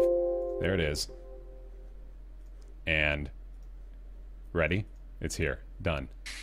Beautiful. Corey asks, have you ever went to replay a game you love or have nostalgic memories of but just couldn't commit to playing it? Maybe it was due to the game not holding up, or perhaps it just wasn't as fun or amazing as the memories of playing it before led you to believe. Says he's a big fan. Thanks, Corey. Appreciate it, man. What do you have the rose-tinted glasses on for? This is like I alluded to. This is very fitting for our every game in the themes PS1 today. era ever. Yeah. Except for Symphony of the Night. I've never played it. That holds up fine, I think. I tried to play Final Fantasy VII when I worked at the radio station during college, and I did not have the greatest experience in the world with it. I realized very quickly that, like, we don't have nearly the patience for RPGs or pacing or what, like, the staples of those games from the 90s used to be. Like, that goes so slow, man. It just crawls along. It takes forever. It's like 100 hours or something just to get through everything you want to do. And, I mean, I know that's still, like, you got games like that still, but when you're also talking about, like, those 90s turn-based battles and the of the text going across the screen is not exactly the most engaging entertainment prospect anymore. Sometimes they have the little number scale that's like 1 through 7 for text speed, and even if you set it at the highest one, it's still like, come on. Yeah. Speed it up a little bit. Any specifics you guys? I don't know if you guys have really felt the nostalgia. A game I tried to go recently. back. It's not even that old of a game. Well, it's old now, I guess, but the game doesn't hold up nearly as well as actually Mass Effect 1. Oh, yeah. Mass Effect 1 does not hold up as well as I remember it holding up. I went to try playing it like a year ago, and I'm like, oh, yeah, this is like a tech demo to what was to come. Like, this game is not smooth. It's kind of ugly. It doesn't driving the Mako around. Or the yeah, it's just. It's also like 8 hours long. Like it is super short. You're right. That's what threw me for a loop when I played it on the subscriber stream. I was like, it feels like it's sort of just getting started, and then they're like, "We'll see you next time on Mass Effect." It's like a 12-hour RPG. I didn't even know that like BioWare made those. Yeah.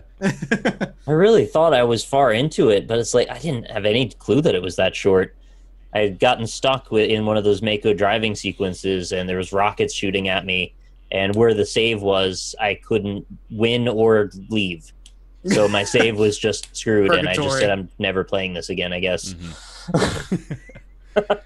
How does I guess my pick for one of these things would be Shadow of the Colossus. When I went back to it in the remake, I was assuming that the younger version of myself was just impatient, and all the flaws that I had with it were just like, I don't know, I didn't give it a chance or something.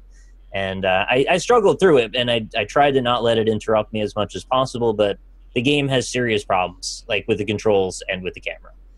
Again, I still think it's the greatest potential for any remake possible, and that's why I'm giving it all of my confidence for the remake that's still to come. But the remaster, the one that came out on PS3, was not a defining success, unfortunately, in my opinion. I know it does. It's got issues. How does Fallout 3 hold up for you, Ryan? It's honestly like fine.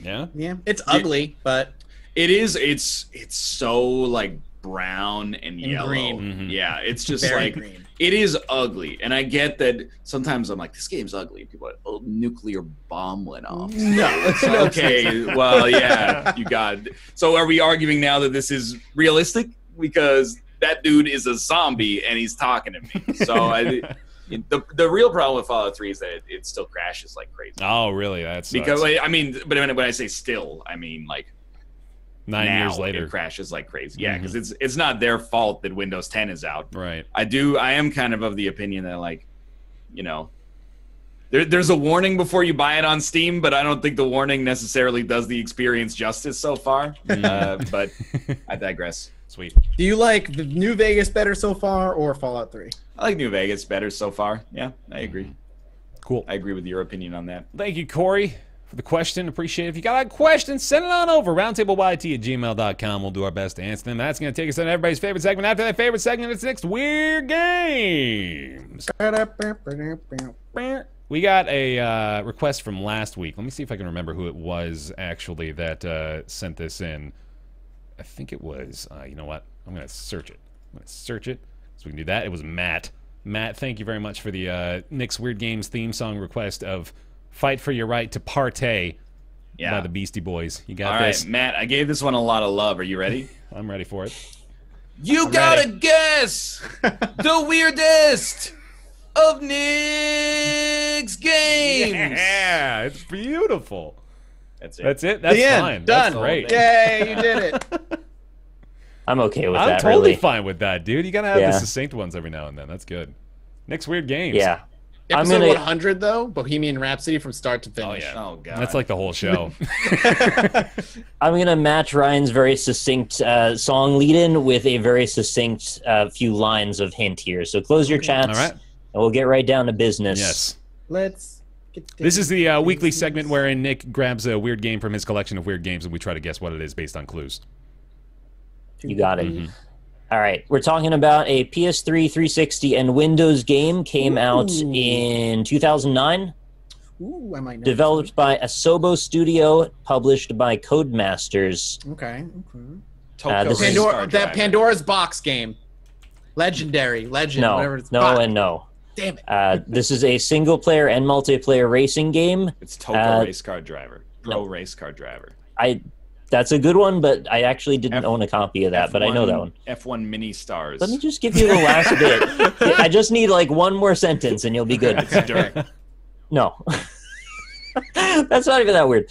Open world racing game set in a Mad Max-like post-apocalyptic world ravaged by extreme weather fueled by global warming.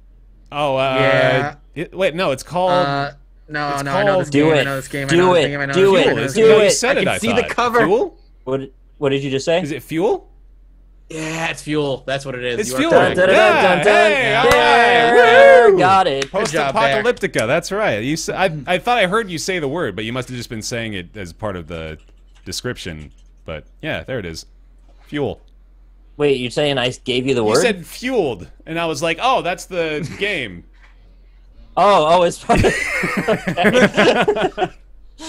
thought I just gave it away again. I did No, that no, once, no. like 2 years ago. All right, good No, I job. remember that You got one. it. Mhm. I actually love this game. It's real bad, but it's massive is the thing. You Yeah. could drive for like an hour and not see the whole continent. It's freaking huge. Nice. It's got 14,000 square kilometers for whatever that's worth. It's pretty large, right? Yeah. 75 vehicles, online multiplayer, 70 career races, 190 challenges. And basically, you map out the whole continent like you would an Assassin's Creed game, but it's racing instead. I wonder how that's one holds up. I think it probably looks like shit now. Yeah. I'm gonna Google. I mean, not Google, YouTube. It's okay. It's a 2009 game. It was extremely shallow, like graphically, but it was fun anyway because I just love this landscape being so big. Sweet. There we go. Fuel. Cool. All right. Man, we got okay, so, ladies and gentlemen, all of a sudden, we have wrapped up episode 99 of Roundtable Live. Wow, thank you for joining us. Wowie kazowie. So we won't be here next week, nor will we be here the week following that. We're going to have episode 100 go live Friday, 3 p.m. Pacific, on the 15th of September. That is our current plan. We're going to take a little break here, and then I like actually the way that Nick put it. We're going to begin season 2 of Roundtable. We just concluded season 1, which was 99 episodes long. Yeah. Somehow I'm still here, everybody. Thank you. Appreciate it. I haven't managed to fire him yet, but maybe we can set that new goal. So yeah, that's the plan right now. We will be back after PAX West on the 15th of September for episode 100. Same time, same place here, twitch.tv/Roundtable Podcast. Anticipate that we'll have some new stuff going on, but I'm sure the show at its core will stay basically the same. So look forward to more of our goofy nonsense for your Friday afternoon entertainment. And of course, just thank you very much for allowing us to do the show for 99 and soon to be 100 episodes. That is really awesome. Yes. So thank you all for continuing. Massive thanks to everybody for watching. For watching and supporting the show is really cool. So thank you for letting us do this. And we do want to say in particular a big thanks to those of you supporting it over on patreon.com/roundtable as well. Big shout out to those of you at that $20 tier and above, which include Julian Appelsgards, Jonathan Graham, Scrotty119, Ricky Grist, James Peed, Peter Sudison, Ellis Spice, John Kalchik, O Thomas Games BR, Jakar Sampson with a dance number, Kolnar, Sihoa. I do it wrong every time. I'm so sorry. Jamie Tinsley, Joseph Boss, Penn Gillette, Michael Bush Larson, Talks to Wall, TJ Majesty, Chaos, we've known each other for so long, Theorist. Did he, I hope he did, but did he line it up so that the song finishes on episode 100? He might not have. What line is he on? We've known each other for so long. I don't know. I hope he did it. Colby Klein, Greenlight, Oren Saltzman, Eric Schooley, Brizzle Britt, Positron, Mythscara, Mediocrities, Justin, Smurfette, and Logan Ray. Thank you guys 100 times over, in fact, for continuing your support here on patreon.com/roundtable. And thank you all very much for watching. We'll see you in a few weeks, back on September 15th here on twitch.tv/roundtable podcast for episode 100. Woo! We'll see you then. Later. Bye. Bye, everybody.